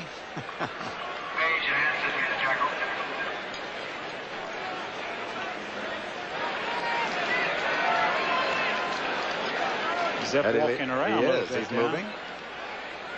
There it is again. Caught it again. You can see that's motion. Number 82. 5 yards. Still 2nd down. That's Kaufman. You can see how he was walking here on the sidelines, Lindsey. That's exactly what happened coming out of the huddle. He was walking along, and then it just kind of gave way on him. The first game last year, 4th play, he goes down. 2nd and 11 at the 46-yard line. Kaufman moving over to wing right.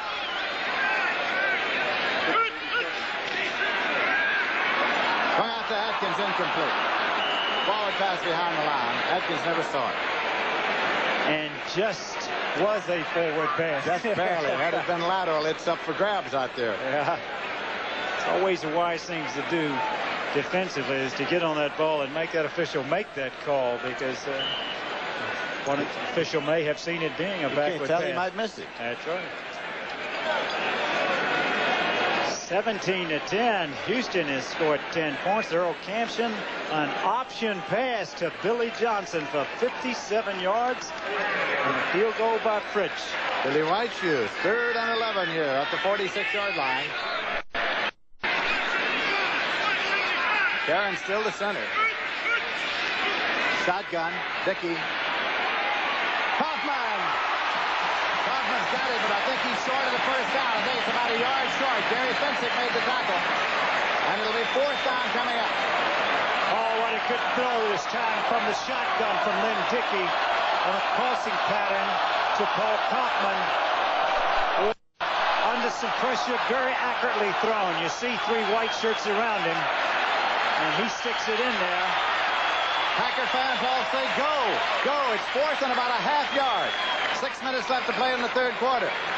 Ball is at the 44-yard line. And the Packers are going to go for it. 4th down and less than a yard to go. At the Bears 44, they're going to gamble.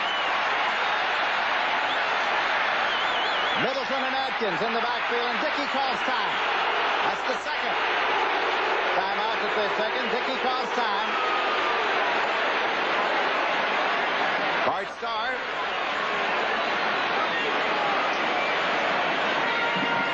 Boy, there are things that you don't like to do, to give up that timeout. When you can see Bart, he's concerned about it. Why give up a timeout into that situation? Ivory's moving along the sideline now. Now, Green Bay has spent 2 of their allotted 3 times out. They only have 1 left. And in a game like this, that's become very critical in the late stages of the ballgame. Do they ever become precious?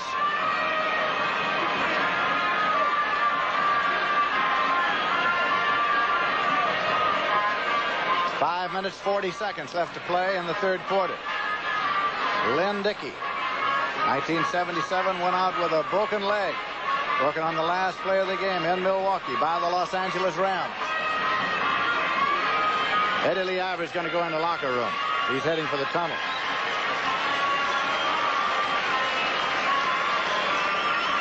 He's still moving a little gingerly on that thing, isn't he? Isn't he, though?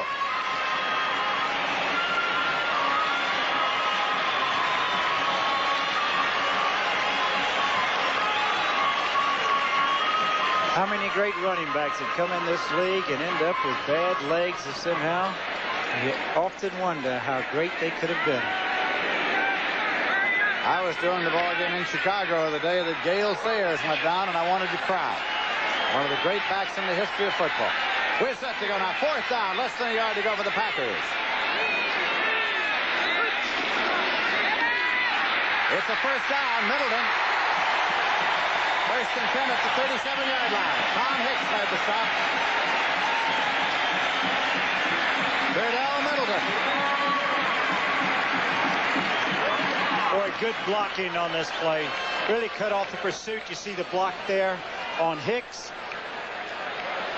Good piece of running. This is going to be a big lift for the Packers here. Down, getting close to Chester Marco range. Score tied 6-6. 1st and 10 for the Pack at the Bears 37. Well, busted play. Dickey still had it. Didn't want it where he had it. So he hit the deck.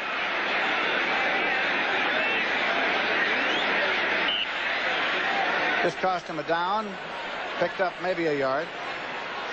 Boy, look at this giant score. The Cardinals have come back to take the lead in that. Otis Anderson ran 24 yards for a touchdown to give them the lead 21-17.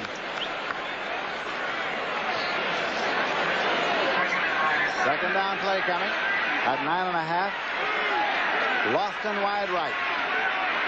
Fred Nixon wide left. Lynn Dickey steps up, throws to Nixon. Incomplete. Penalty marker at the line of scrimmage by the umpire. Pat Harder's flag.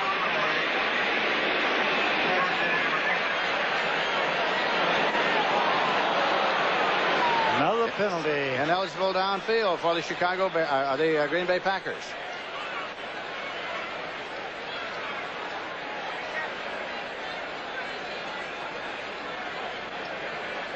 Jim Tunney. They had kind of a screen developing out the right side where the offensive lineman had released and started, and the ball was not thrown on rhythm. Dickey went back through the pocket and made a pass downfield to Nixon. That was incomplete, but Ineligible lineman number 57 downfield, 10 yards, still 2nd down. They'll go for it. Goes back to the 47-yard line. That's their 7th penalty, 45 yards. 2nd and 19. Andre Thompson to the left side, Lofton to the right side. Kaufman backs off to a wing right. In motion outside Kaufman. Shotgun Dickey. Kaufman to the 40-yard line. Jerry Fensick. The Yaley made the tackle.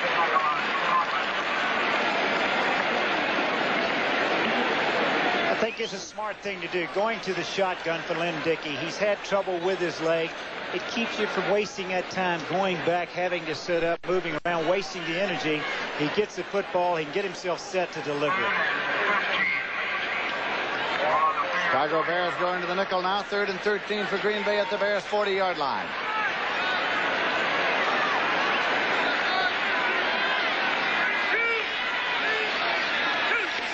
Dickey. Tried to pick it, but could not. Penalty markers thrown as Kaufman tucked in.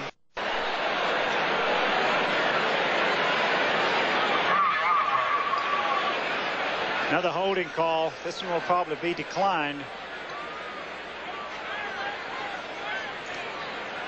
If declined, it sets up 4th down. Fensick trying to look at the sideline. He wants some help before I make this call. Come on, it's 4th and about 13, Coach. You're going to take it. You're going to give me another chance, I guess. 54, 10 yards, still 3rd down.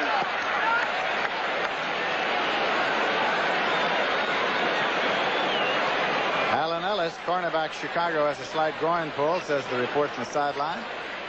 If you don't make that play on defense now, you can really be second guessed, can't you? Can't you, though? 3rd and 23 at the 50-yard line.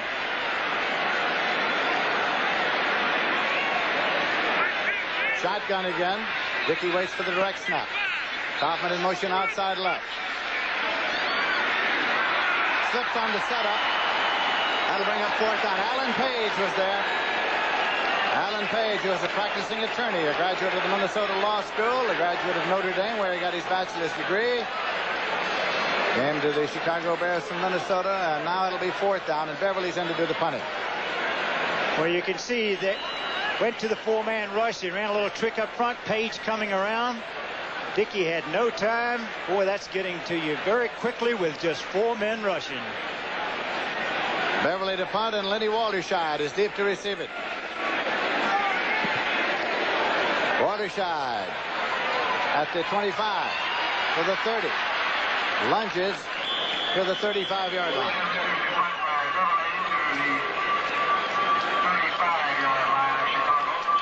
Look at that giant score, 24-21, a 58-yard pass. Phil Simms to Johnny Perkin. New York back in front on that one. Houston has tied the game up 17 apiece now. Earl Campbell, he's thrown one for 1 touchdown. He ran this one in from 1 yard out. It's tied at 17 apiece. And how do you like that?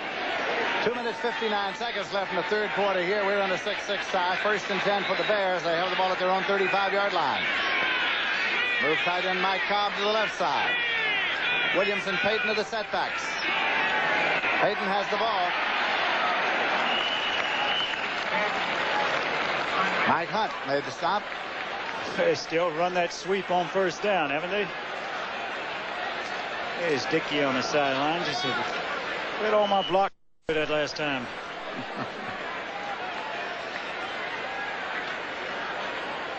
Minnesota leading Atlanta 21-6 in the 3rd quarter. Tommy Kramer has thrown 3 touchdown passes in that game. 2nd and 6. The ball is at the 39-yard line. Bears in possession in their own territory.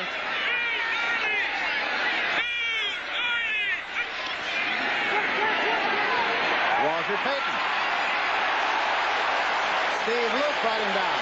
Number 46.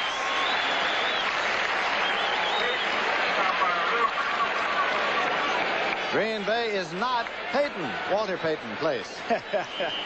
It's not Payton place. Boy, it's been a long afternoon for him. 21 carries, only 42 yards. San Francisco leading New Orleans. Boy, they said San Francisco, they had an exceptional preseason. Both quarterbacks hot. Steve DeBerg and Joe Montana. 3rd and 8 now. Loss of 2 on the last play. It's at the 37-yard line. Phipps. Got it back. Got it back. It was Mike Butler. Mike Butler got the big hand up. Number 77. That'll make it 4th down. Bob Parsons comes in to do the punting. Fred Nixon is dropped back to receive it for the Green Bay Packers. Well, you watch this again. Good pass rush. No blitz this time. Not a lot of pressure. He was actually going to Walter Payton coming out of the backfield, singled up on a linebacker, but Butler did an excellent job in knocking it down. Parsons, 9-year veteran from Penn State, will do the punting. Nixon is deep. Well, he got it out under a heavy rush, and Nixon takes it at the 29 to the 30, 35 to the 40, 45-yard line. That's going to make it 1st and 10 at the 45-yard line. Paul Tabor downfield to make the tackle. The Packers had the idea they might go after this punt. Look, he just got that thing off. It was a 34-yard punt. Parson has averaged 34.5 on 2 punts.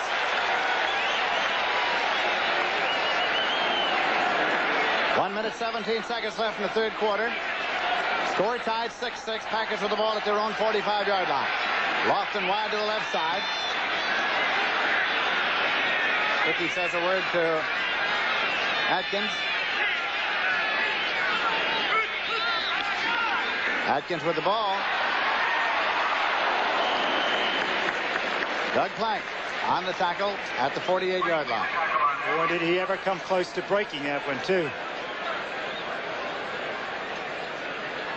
You can see that offensive line. Bears somewhat concerned about getting a little running room for Mr. Payton.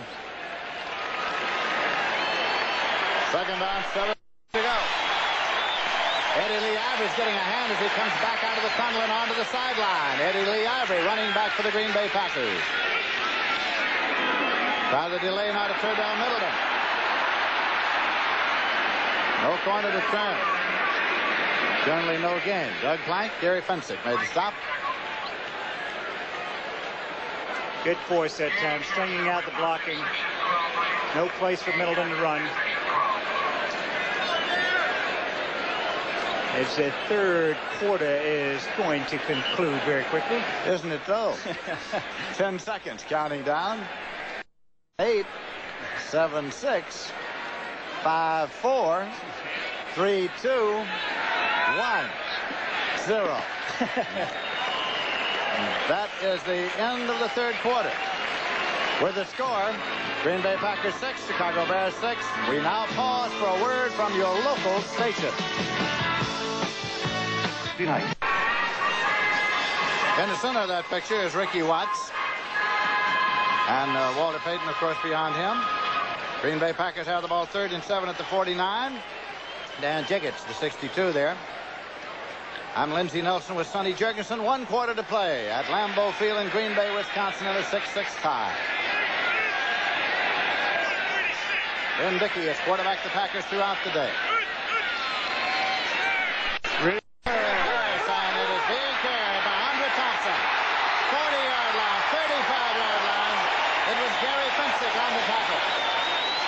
First and 10, Green Bay Packers at the Chicago 35. Andre Thompson on the reverse. Good call, passing situation going out, running the sweep, and they come right back. Good exchange deep in the backfield, Andre Thompson. And Len Dickey threw a block on Mike Hartenstein. Can you believe that? Is that in the quarterback's union? That is out of the union, I'm telling you that. Boy, and a good play by Gary Fensick to bring him down. First and 10, Packers at the Bears 35. Ben Dickey hits the deck, wanted to go deep. He wanted to go deep. Alan Page was providing him with some company at the time. He hit the deck.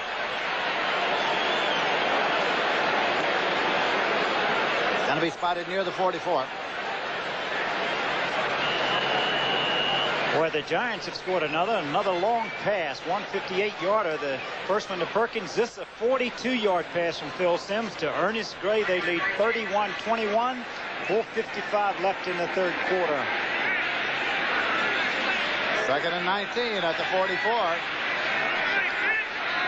Page is right on the nose of that center.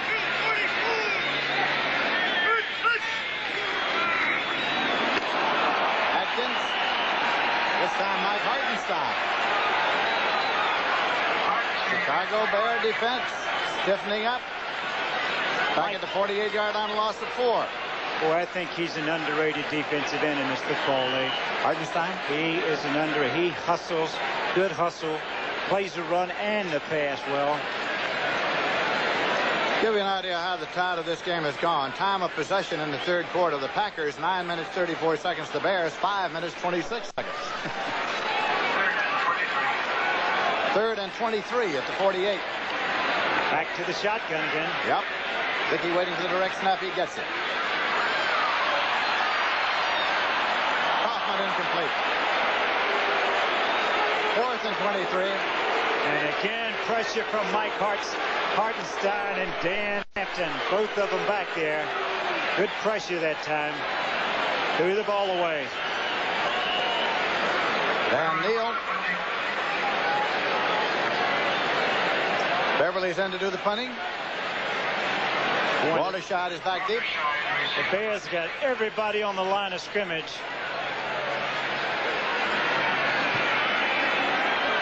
Fair catch signal goes up. Waldershot at the 10-yard line. Maybe the 11 as they spot it. Waldershot with an early fair catch signal, so they will start 1st and 10, call it the 11-yard line. 12 minutes, 53 seconds left to play.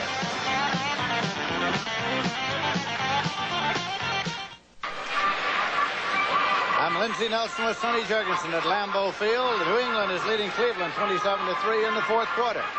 Right here we're in the 6-6 tie. Beverly's punt was 38 yards. He's averaged 39.3 for 6 punts. Chicago Bears had the ball 1st and 10 outside their own 10. They've had only 2 first downs rushing and 8 passing and 1 on a penalty. The Chicago offense for the day. Mike Phipps, quarterback. Williams ahead of Payton in the I formation. Payton. Casey Merrill in to make the tackle. Well, they've been running wide on 1st down a number of times a day. 1st down call has been Payton on a sweep. That time they elected to go straight ahead. And he got 2. And he gets 2, and a very hard 2 to come by. 2nd and 8 at the 13-yard line.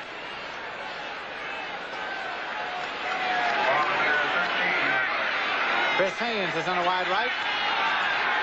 Ryan Boschnagel on a wide left.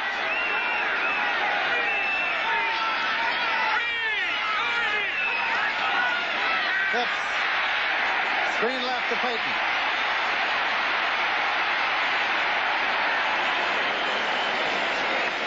Mike McCoy and Kid Lathrop made the stop as he got out to the 17. Boy, did he do a lot of that on his own, didn't he? All of it on his own. Remarkable running back. 3rd and 4.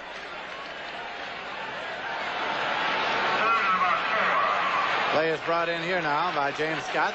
Chris Haynes goes off.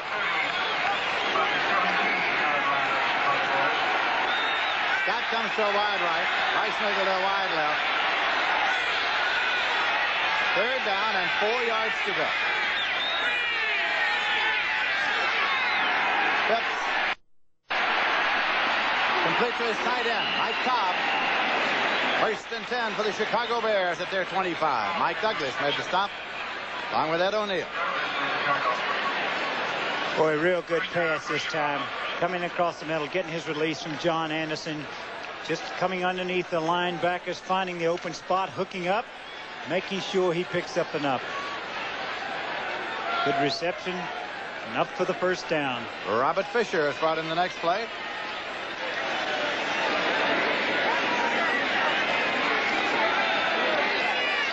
Weissnagel left. James Scott right.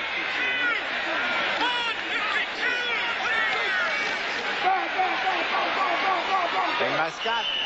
31-yard line. Estes Hood is there. Picked up 6. Boy, tough catch that time by Scott. He really had to concentrate because the ball was underthrown a little bit, and he realized Estes Hood was coming up to make the hit on him.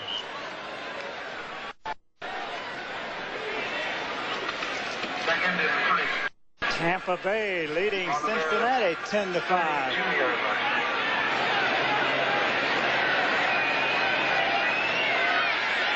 Second down play coming.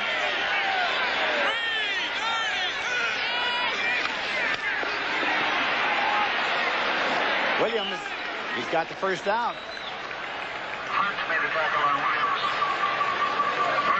Well, it makes a little difference when you're 2nd and 4 instead of 2nd and 10 and 11 all the time. Now it's 1st and 10 at the 37. Take a look from ground level. Good offensive surge by the Bear line. People Hunt coming around from the back, making the stop.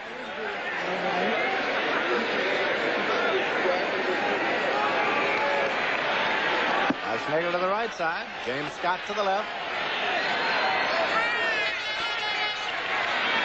Phipps, complete pivot and throws. Complete to Scott. Out of bounds, out of bounds.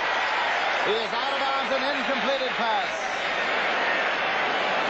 A perfectly thrown ball there, Lindsey. They had double coverage, and Phipps had to split the zone. Two people on the outside man. That's why he rifled the ball. You see both Gray and McCoy right around James Scott. He couldn't have thrown it any other place. Scott and his head coach, Neil Armstrong. Second down and 10 yards to go. At the 37-yard line. Score tied 6-6. 9 minutes, 8 seconds left to play in the game. Phipps. Bushnagle. He's got it at the 49-yard line. Mike McCoy there. First and 10. Boy, another good throw. A wide side of the field, sideline pattern. The ball has to travel a long way. Threw it perfectly. St. Louis 28, the Giants 31 in the third quarter. Jim Hart to Doug Marsh. Got the Cardinals on the board again. 31-28. Scott to the left side. Williams ahead of Payton in the I formation. Bushnagle right. Payton off by Mike Douglas.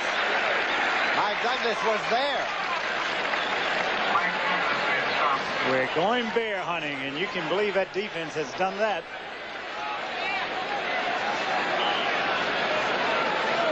Loss of about 3 makes the second.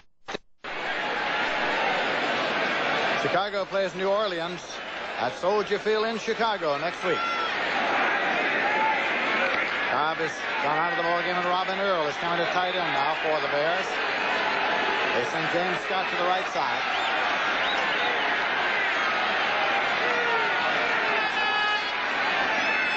Phipps.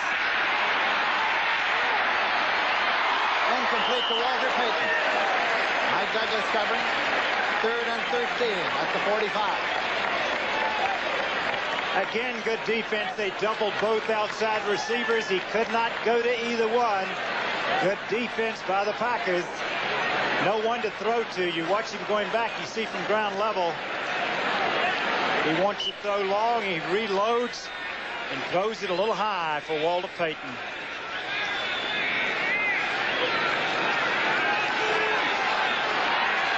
Third down play coming. 3rd and long. Green Bay in the nickel.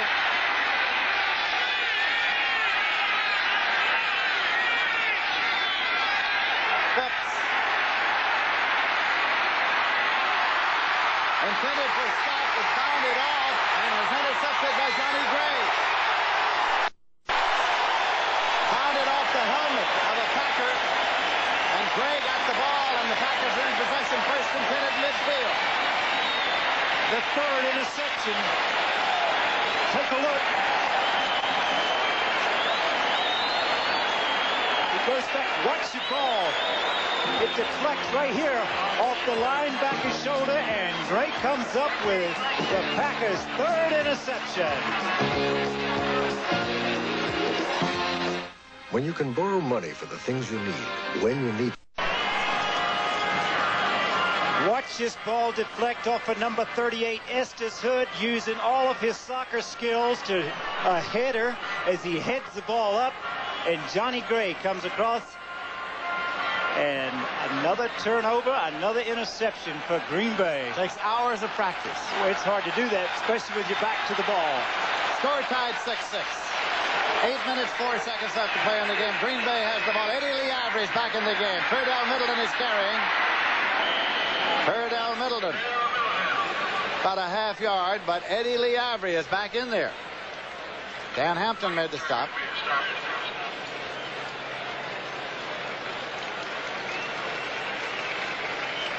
Second down, about 9.5.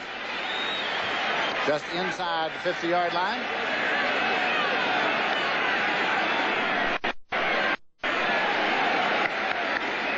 Ball at 49, 2nd and 10.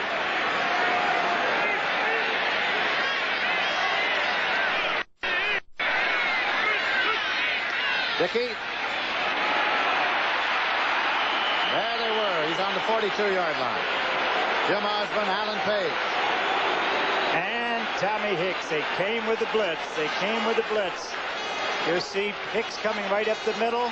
That frees him up. Alan Page coming from the outside. No place to go but down. Spotted at the 43.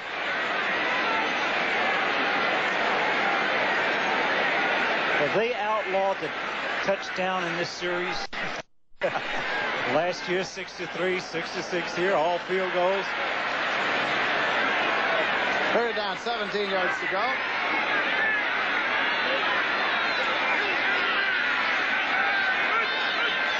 Shotgun, Dickey with the ball.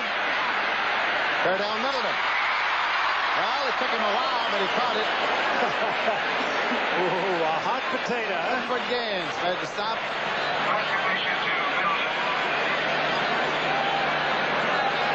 It's going to be 4th and 10. The punting unit comes on. Yes, they didn't. Not a lot of rush that particular time, but look at that thing. Ooh, give it here, give it here. Winfred Gaines comes up and makes the play short of the first down. The Pack will have to kick it away. David Beverly will do the punting.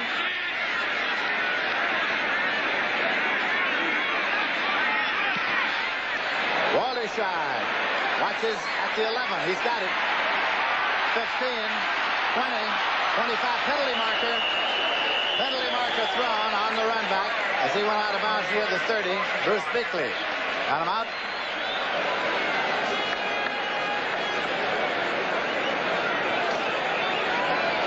Ooh, we're going to have another little illegal use of something.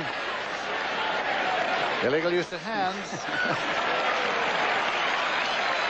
Beverly's punt was 38 yards. His average today is 39.2 for 7 punts. Jim Tunney marks it off. Boy, instead of starting from your 35, you're back on your 8-yard line to start. 1st and 10 at the 8. Illegal use of the hands. Number 83. After this is the goal line. First down. Chris Haynes, number 83. So we have 6 minutes, 32 seconds left to play in the game, and we're still in a 6-6 tie in Green Bay, Wisconsin. It's been a comfortable day in Green Bay, Wisconsin. Cloudy and overcast, but a short-sleeve day in the stands. Penalties, the Packers have been penalized 8 times for 60 yards, and the Bears 4 times for 34 yards. 1st and 10. Bears have the ball at their own 8-yard line. 6.5 minutes to play. Mike Phipps still the quarterback. Walter Payton runs into a stack of people at the 10-yard line. Charles Johnson, gain of 2, makes it 2nd down, and 8 yards to go. 44 yards, 24 carries for Mr. Payton now. Difficult afternoon for him. A lot of green shirts every time he touches that football. They're waiting for the play, and it's on the way. Brought in by Robin Earl. Mike Cobb has gone out. 2nd and 8. Chris Haynes in a wide right.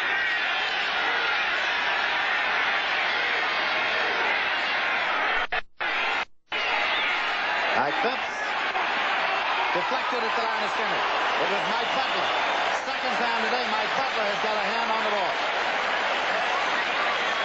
It's just as effective as sacking a quarterback if you can get up and knock that thing down.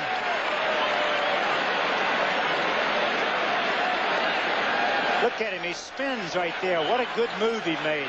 Actually spun to get a little more depth on his rush. Got up his left hand, knocked it down. 3rd and 8. Well, when you look at what Walter Payton, a man that's averaged over 4.6 yards against the Packers, he's only averaging 1.8 today. Big 3rd down play coming here. Phipps puts it up, but no one's there. Covering was Mark Lee, intended for James Scott. They'll have to punt it out. And the cheers are for the Green Bay defense. 5 minutes, 41 seconds left.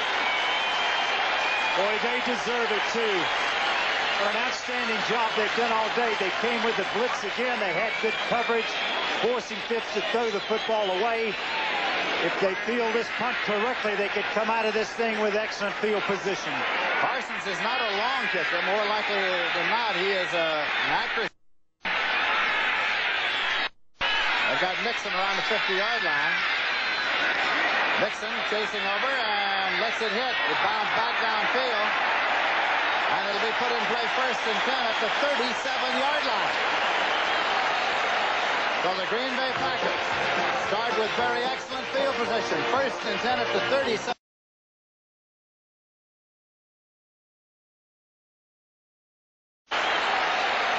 So the Green Bay Packers start with very excellent field position. 1st and 10 at the 37 of the Bears. Score tied 6-6.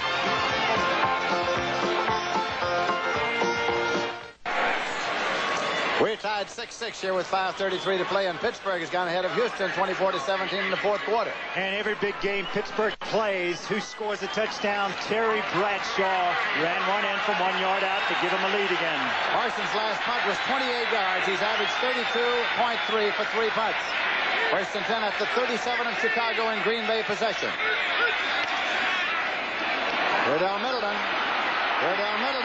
takes a big loss. A big loss. The Chicago defense would not let him turn a corner, and it is all the way back to the 47.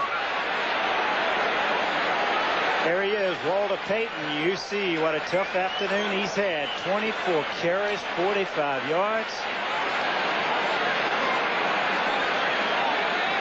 Says we're going to just have to do the job. Loss of 10 on the last play, missed it. 2nd and 20. Or the Packers at the Bears 47. Lofton to a wide left. Red Nixon to a wide right. Or Lynn Dickey. Deflected at the line of scrimmage incomplete. He was trying to go to Nixon. Alan Page got in there. 3rd and 20 at the 47. Green Bay plays Detroit at Milwaukee next week. I don't think I can recall a game where I've seen so many balls batted by the defensive linemen. Both teams knocking the balls down. They call it the black and blue division. Well, let's see who gets a hand on this one. Has pretty good protection here. They're doing a good job here. Is it Page? Nope. Osborne got his hand up to get his hand on right next to him. 3rd and 20. Shotgun. Dickey waits for the direct snap. He's got it. Incomplete. Andre Thompson. Oh, 4th and 20. Oh, how close, how close.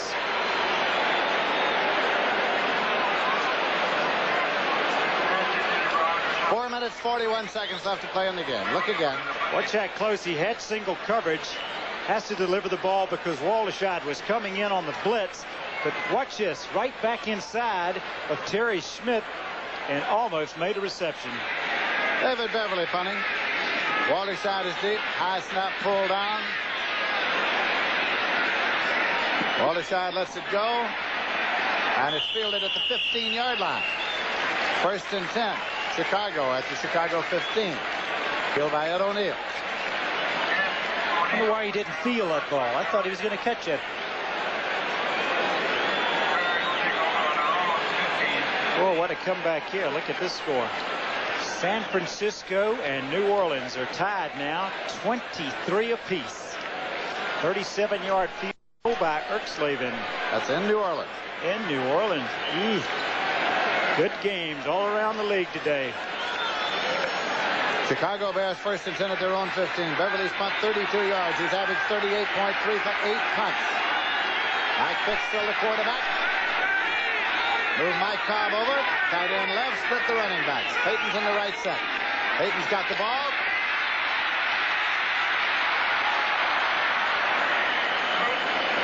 Gets out across the 20-yard line. Johnny Gray and Mike Hunt brought him down. Told you they were going to make that sweep go sooner or later on 1st down.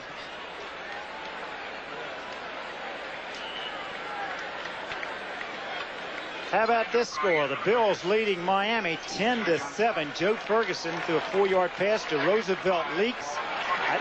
I can't recall when the last time Buffalo beat Miami. And Don Shula with a new contract, too. That's right. 2nd down and 5 at the 20-yard line. Kit Lathrop's in the ball game. Ezra Johnson is out defensively for Green Bay.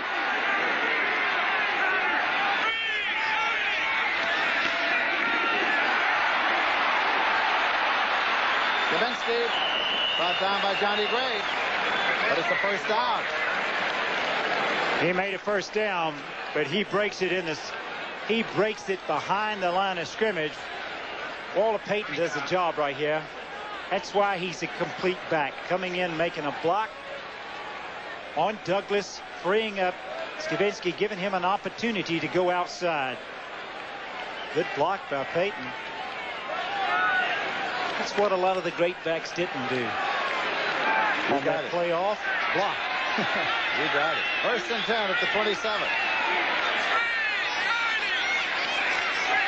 Payton out to the 30-yard line. Picked up 3. Second and 7. Steve Luke. 2 minutes 50 seconds left to play in this ball game. Don't forget the 2-minute warning. Would you say the clock is becoming somewhat of a factor? A factor. We have not had a touchdown in this game. The score is 6-6 and it's 4 field goals. On opening day last year it was 6-3 and it was 3 field goals. Now we've had 4.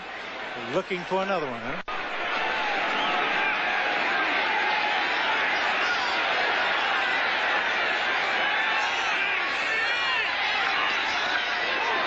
On to Payton. Oh, what a great run he makes this time. Ezra Johnson brought him down, but he picked up the first down. They did not have the force this time from the outside because they were expecting the pass. Look how he carries the thing. That's what you were talking about. Cuts back in, and it's all vintage Walter Payton. Cutting and spinning, fighting for the first down. 2-minute warning.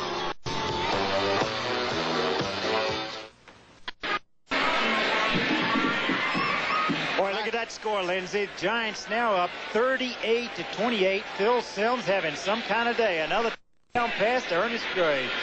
Right here, we're in a 6-6 tie. We have 2 minutes to play. The Chicago Bears have the ball first and 10, just in advance of their own 38-yard line. Mike Phipps coming into the huddle there, having been over with his head coach Neil Armstrong. He is quarterback to Chicago Bears all day long. Well, he has an impressive record as far as his starts. What is he, 9 out of 11 in his starts? That's what he is. Ball to Payton to the 40-yard line. Ezra Johnson there, gain of 2 yards, makes it second down and 8. And one begins to think about overtime at this time of day. The procedure is, if it should go overtime at the conclusion of the quarter with the score still tied, the coin is flipped. Choices are exercised. There is an intermission of 3 minutes. And then the first team that scores by any means wins. They play a quarter. I'm glad they have the intermission. James Scott wide left. Brian Boschner go wide right.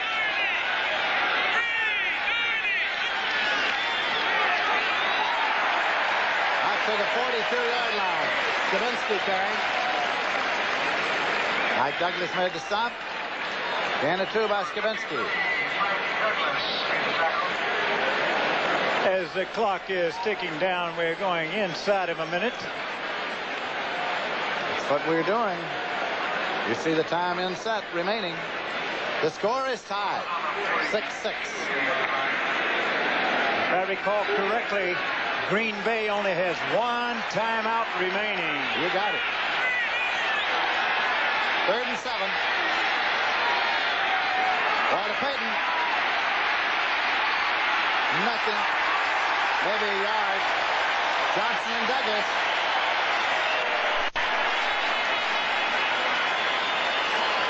Fourth down coming up.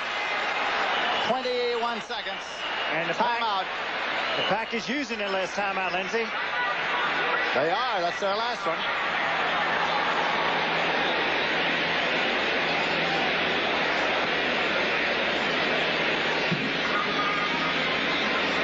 Ball is spotted short of the 42-yard line. It'll be 4th and 7. Bart Starr, Zeke Redkowski. You would have to think they're going for a punt block.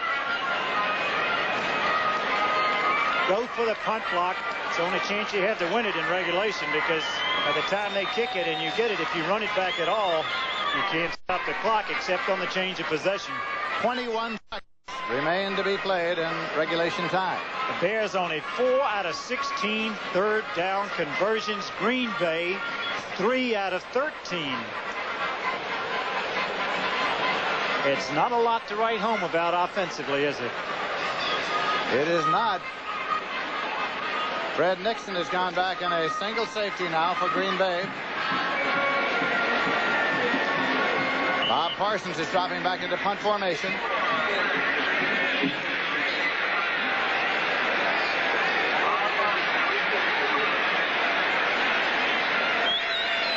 They have like 10 men on the line of scrimmage and only one man back. Rushing 10. There they go. Parsons gets it off. Nixon at the 25, heads for the sideline and then back upfield, and he gets to the 36-yard line. 10 seconds on the clock.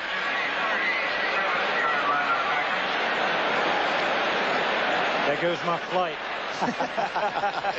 You just blew it, Sonny. We might get home on Tuesday. First and 10 for the Packers. They have the ball at their own 36. 10 seconds on that clock. Score tied 6-6.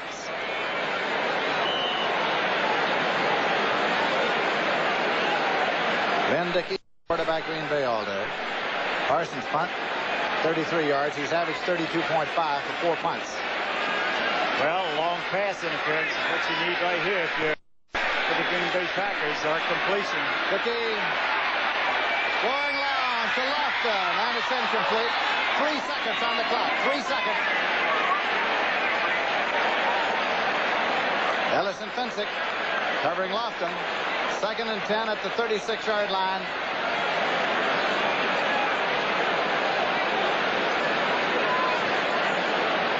Clock starts again on the snap, so this is likely the last play of regulation time coming up with a score tied 6-6.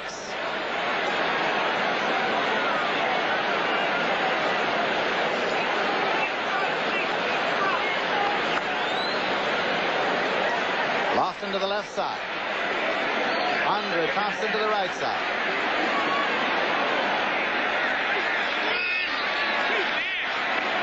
Now they're going to try to run it. Eddie Lee Ivory, and he goes out of bounds, and time has run out. This game will go into overtime. He carried it to the 48-yard line of the Chicago Bears. But the gun sounded, and this game will go into overtime. We'll have the flip of the coin first. And then we will have a 3-minute intermission before the start of overtime. Sudden death. First team that scores by any means will win the ball game. Jim Tunney calling for the captains to come out and flip the coin. They're coming out. That is Johnny Graves, along with Steve Luke going out. Tunney wants the captains right now. The toss of the coin is supposed to take place immediately. Crowd has come to life. Haven't they, though? Here comes Osmond, here comes Parsons, and here comes Boschnagel for the Chicago Bears. We'll repeat the ceremony at the beginning of the ball game. Visiting team will call a toss. Who calls it? In the air, please. Heads. It is heads. Chicago has won the toss and will receive. Green Bay will kick off. Kick, sorry, where you are? Okay. Chicago won the toss and will defend the south goal. That means that the Chicago Bears get the ball first, and when you're in sudden death, what you want is the football.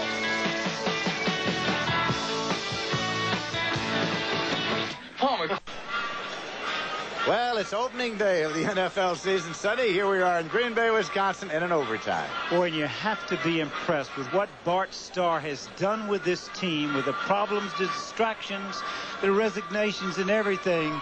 He has kept this team. He said they were going to be ready to play a good football game, and he has to be proud of his men. Well, you're exactly right. He had a terrible week. It was a week of distractions of all kinds.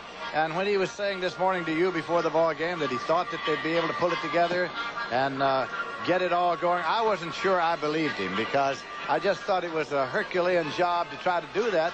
But I must say the Green Bay Packers have played a disciplined football game and an inspired football game, and the defense has been outstanding. To be very honest, I did not believe him. See how he could get everyone concentrating back because of the miserable preseason they had. They only scored 17 points the entire preseason. That they come in here today, they haven't had a big offense. But the thing that beat them during exhibition season was they beat themselves. They made the mistakes. He said they had to forget about that, go to work, play good football. He did have the talent here to compete for this division, and he has shown that today. 6-6 time. We go into sudden death, sudden victory it's sometimes called. Atlanta 23, Minnesota 21 in the fourth quarter. Opening day in the NFL. The bartender Mazzetti hit a 23-yard field goal. Testamarco tees it up at the 35-yard line. Williams has gone center deep. Dave Williams for the Chicago Bears. Boy, that New York Giant game is something now. Jim Hart's just thrown another touchdown. That's 38-35. Dave Williams at the 1-yard line. He's after the 5. Williams to the 10 to the 15 to the 20. Penalty marker going on the run back. It was Burl Tola's flag, the head linesman. Mike Jolly made the tackle. Ball is spotted at the 19. Burl Tola reports it now to Jim Tunge. And boy, you better believe penalties become so critical now because field position holding against the Bears. Right. Is the thing, and this is what's going to happen. It's going to back up the Bears, put them in the hole.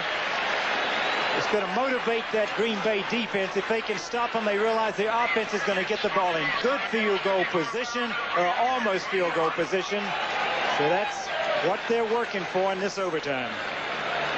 Neil Armstrong, head coach of the Chicago Bears. Here's Tunney. Holding during the run back. 10 yards. First down. It is 1st and 10 since it occurred on the run back at the 11-yard line.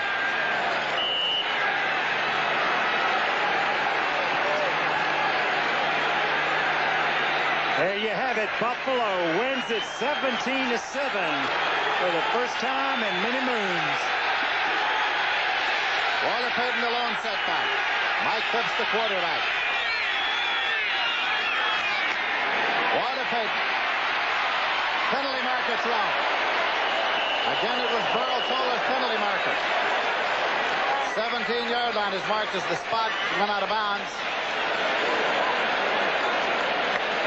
A penalty again.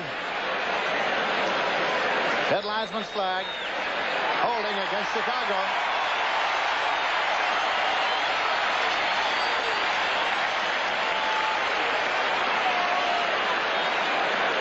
That's Pat Harder spotting the ball for Tunney. Now you can excuse a lineman for holding on a pass play because he gets some unusual use of the hands. He's allowed that. But to hold on a running play, I don't quite understand. Holding 22 during the run. Half the distance to the goal line. Still first down. Dave Williams. Dave Williams. Let's see if we can pick it up. I don't see Mr. Williams. But we do get a hole. We had another hole right there.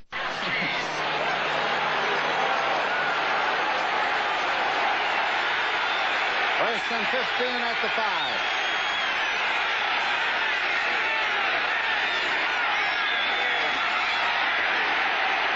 Payton. Walter Payton. To about the 8-yard line. Estes Hood was first there. And a host of green shirts. Weren't they, though? It's spotted at the 9-yard line. Big series for the Green Bay defense, also for the Green Bay team. And if the Bears want to get that thing away from their own goal line, they may have to put it up, and I'm sure they would like not to right here. They want to take that chance of getting another tip ball. 2nd and 12 at the 9. Dave Williams and Walter Payton are the setbacks.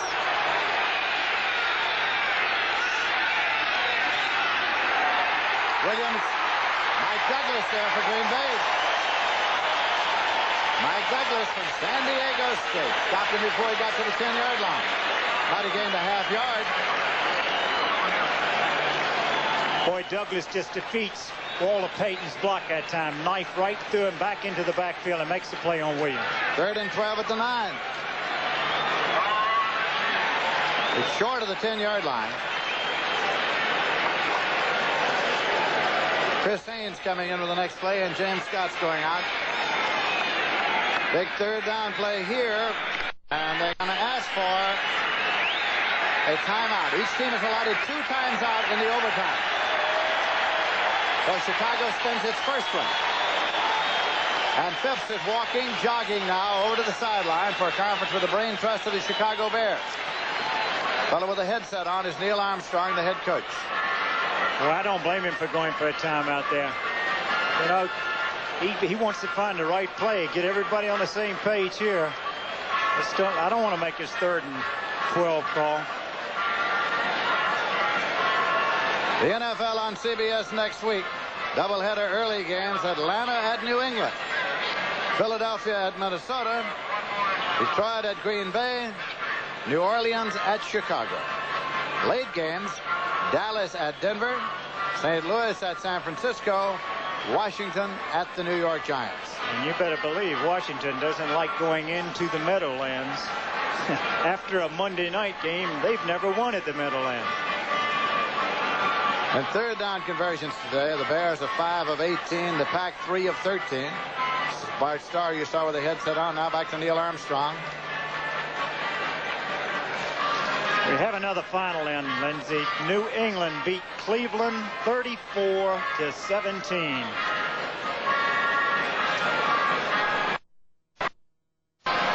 When players resume, we have 13 minutes, 12 seconds remaining in the sudden death period. Tunney marks the ball ready for play. 3rd down coming. Well, the success that they've had besides the blitz is doubling the 2 outside receivers. You can see on lineup that that's what they're going to do this time. They're going to double both outside receivers. Phipps. Complete to Payton. Walter Payton went out of bounds. I think he just got the first down. I think he just got it by about a half yard. Estes Hood knocked him out. That's Hood getting up. I think Payton got the first down by maybe a half yard. They did a very smart thing. Because of the double coverage, they got exactly what they expected to get. Double coverage on both receivers, tied up 4 men. They put Hood on Walter Payton coming out of the backfield, and you can see it right here. He gets single coverage. He comes off of it. It's on Mike Douglas, and he picks up enough for the first down. Big first down for the Bears. 1st and 10 at the 22-yard line. Walter Payton. Pulled down at the 25-yard line. Penalty marker on the play. Mike Douglas there on the tackle, along with Beakley, Johnny Gray. Another holding against the Chicago Bears.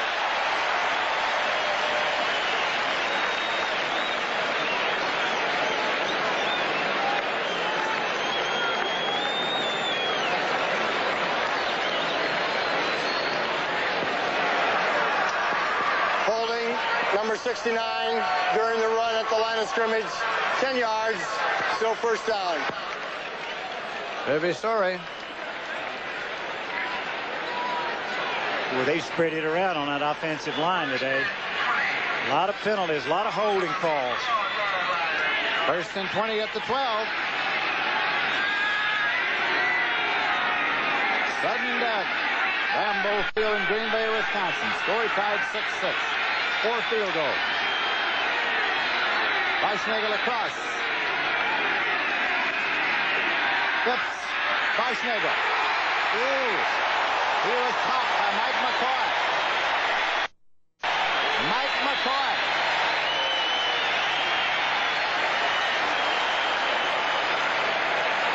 think he must have been in the Bears huddle on that one. They haven't had that much togetherness all week, or maybe all preseason. They haven't. The quick screen, and McCoy just beats the block of Ted Albrecht before he can even get out and try to get a shot at him. He beats the block across and makes the play. Another loss. Puts the ball back at the 8-yard line. It was a loss of 4 on the play. Makes it 2nd and 24. Chris Haynes and Weisschnagel, wide right. Try draw play. And it gets not much. Williams carried on the draw. Butler and Ezra Johnson made the tackle. L.A. gets off to a 6-0 start over Detroit. The 6 came on a 98-yard kickoff return by Drew Hill. 3rd down and 22 yards to go for the Bears. The ball at their own 10. Now, if they don't pick it up, they have to kick, and they'll have to kick from deep in their own territory. Matt Suey in with the next play. The rookie from Penn State, Matt Suey. Now, an early start. Penalty markers.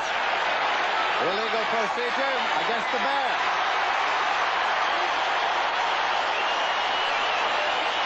That'll cost them 5 more.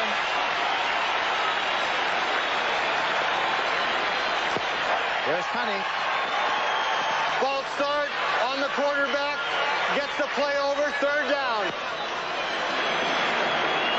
Ball is back to the 5-yard line. 3rd down and 27 yards to go at the 5. Bears are shuttling players in and out. Score tied 6-6, sudden death. The first team that scores by any means. Touchdown, field goal, safety wins the ball game.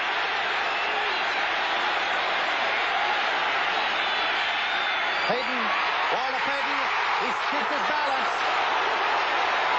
He gets it out to the 3. The ball game almost ended. They'll have to punt it from deep in their own end zone. Mike Butler almost had the safety. Mike Butler had him in his grasp. If Payton didn't have the great balance, the game would have ended right then on a safety. But Payton got it out. Near the 3-yard line, it is 4th down coming up. They'll have to punt. Take a look at Butler. Oh, what a play he makes. And what great, tremendous drive that Payton has to just escape the end zone. Parsons is deep to punt. As deep as he can get. They're rushing 10. The Green Bay Packers are rushing 10. Parsons gets it out to Johnny Gray. Johnny Gray is at the 50-yard line. He is at the 45. He's at the 40. He's at the 34-yard line. Penalty marker. Burl Toller through the flag.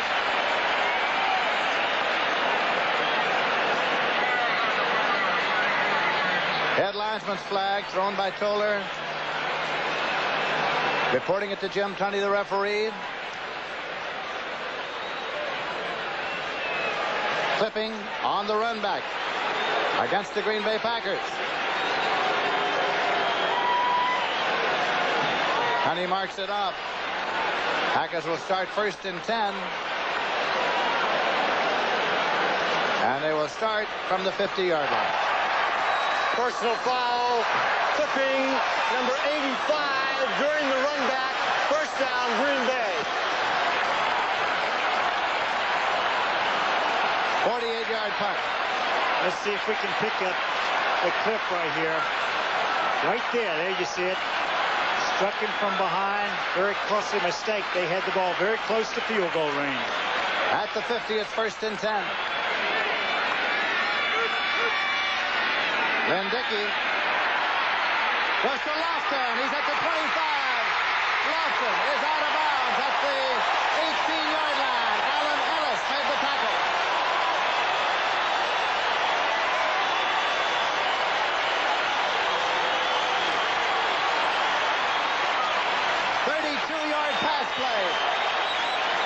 They pick up the blitz this time. Good blocking by Ivory. Everybody giving Dickey time to throw the football. They get it to the best football player, James Lofton. He takes it down to the 18-yard line. 1st down and 10 yards to go for the Packers. Sudden death. Lynn Dickey, the quarterback. Eddie Lee Avery gets to the 15. Tom Hicks. Gain of 3, makes it 2nd and 7 at the 15-yard line. Andre Thompson brings in the next play. You take a look, just a draw play. Good blocking by McCarron that time. Go forth blocking on Hicks. Good leg drive inside by Eddie Lee Ivory. Time is no factor at the moment. 10.5 minutes left to play in the sudden death period. 2nd and 7 at the 15-yard line. Eddie Lee Ivory slips out. Jim Osborne was there for the Bears. Back at the 18-yard line where it's going to be 3rd and 10. 3rd and 10. Do you risk it, put it up? Right now, do you risk the ball and put it up, or do you run another running play and let Markle have his try? 9 minutes, 54 seconds. Clock running inset, showing the time remaining in the sudden death overtime. 3rd down and 10 yards to go. Then the field goal shot for Chester Markle. They don't pick up the first down. Cordell Middleton does not. Gets inside the 18, and here comes Chester Markle. Hartenstein made the tackle.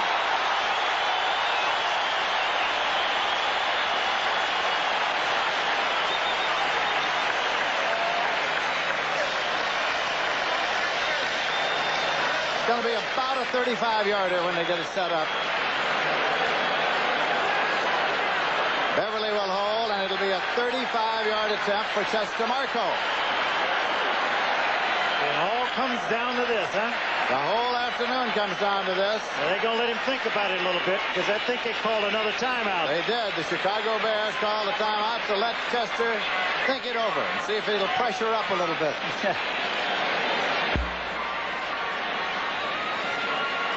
We have some other finals then, some other scores.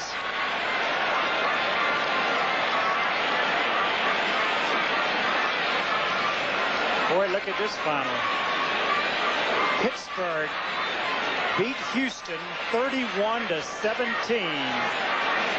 Bradshaw threw another touchdown pass in that game after his touchdown run, a 50-yarder to John Stallworth.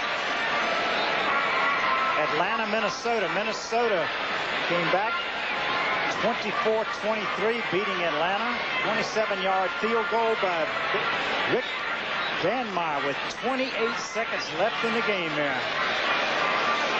And right here we are tied 6-6. We are in sudden death overtime. On 4th down, the Green Bay Packers will attempt a field goal, which, if good, will end the game. And Tampa Bay beat Cincinnati 17-12. That's the final. If the field goal is missed, it goes over to the Chicago Bears, and we continue. A 35-yard attempt by Chester Markle with David Beverly holding.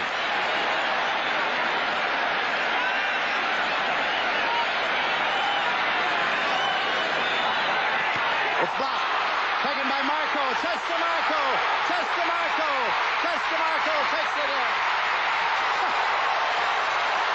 Can you believe it? Of Chester Markle. And the Green Bay Packers have won the football game. I can't believe it. What a touchdown run. A touchdown run. 25 yards for Chester Markle. Blocked back into the arms of Markle. He ran it in 25 yards for a touchdown, and the Packers win by a score of 12-6. It's unbelievable here. Unbelievable bedlam at Lambeau Field. The Packers have won the ballgame. And what a return. Chester Markle and Bart Starr. Markle appears to be in tears. I think he's in tears, Chester Markle. He has to be in tears. What a return for him. But a great win for Bart Starr under all of these conditions. And what a dramatic finish it was. Watch this. The ball comes right back to him, and he shows me a little speed. He gets outside. Everybody was stunned, and he gets in easily.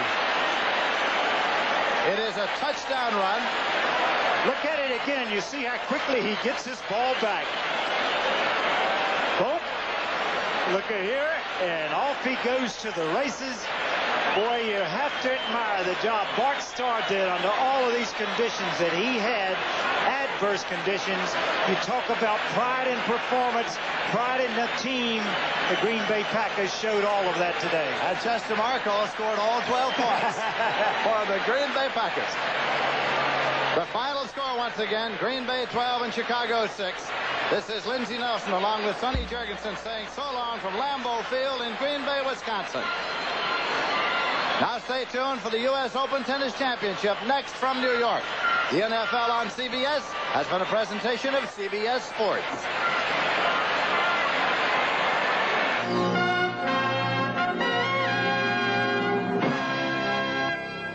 Be sure to watch a fascinating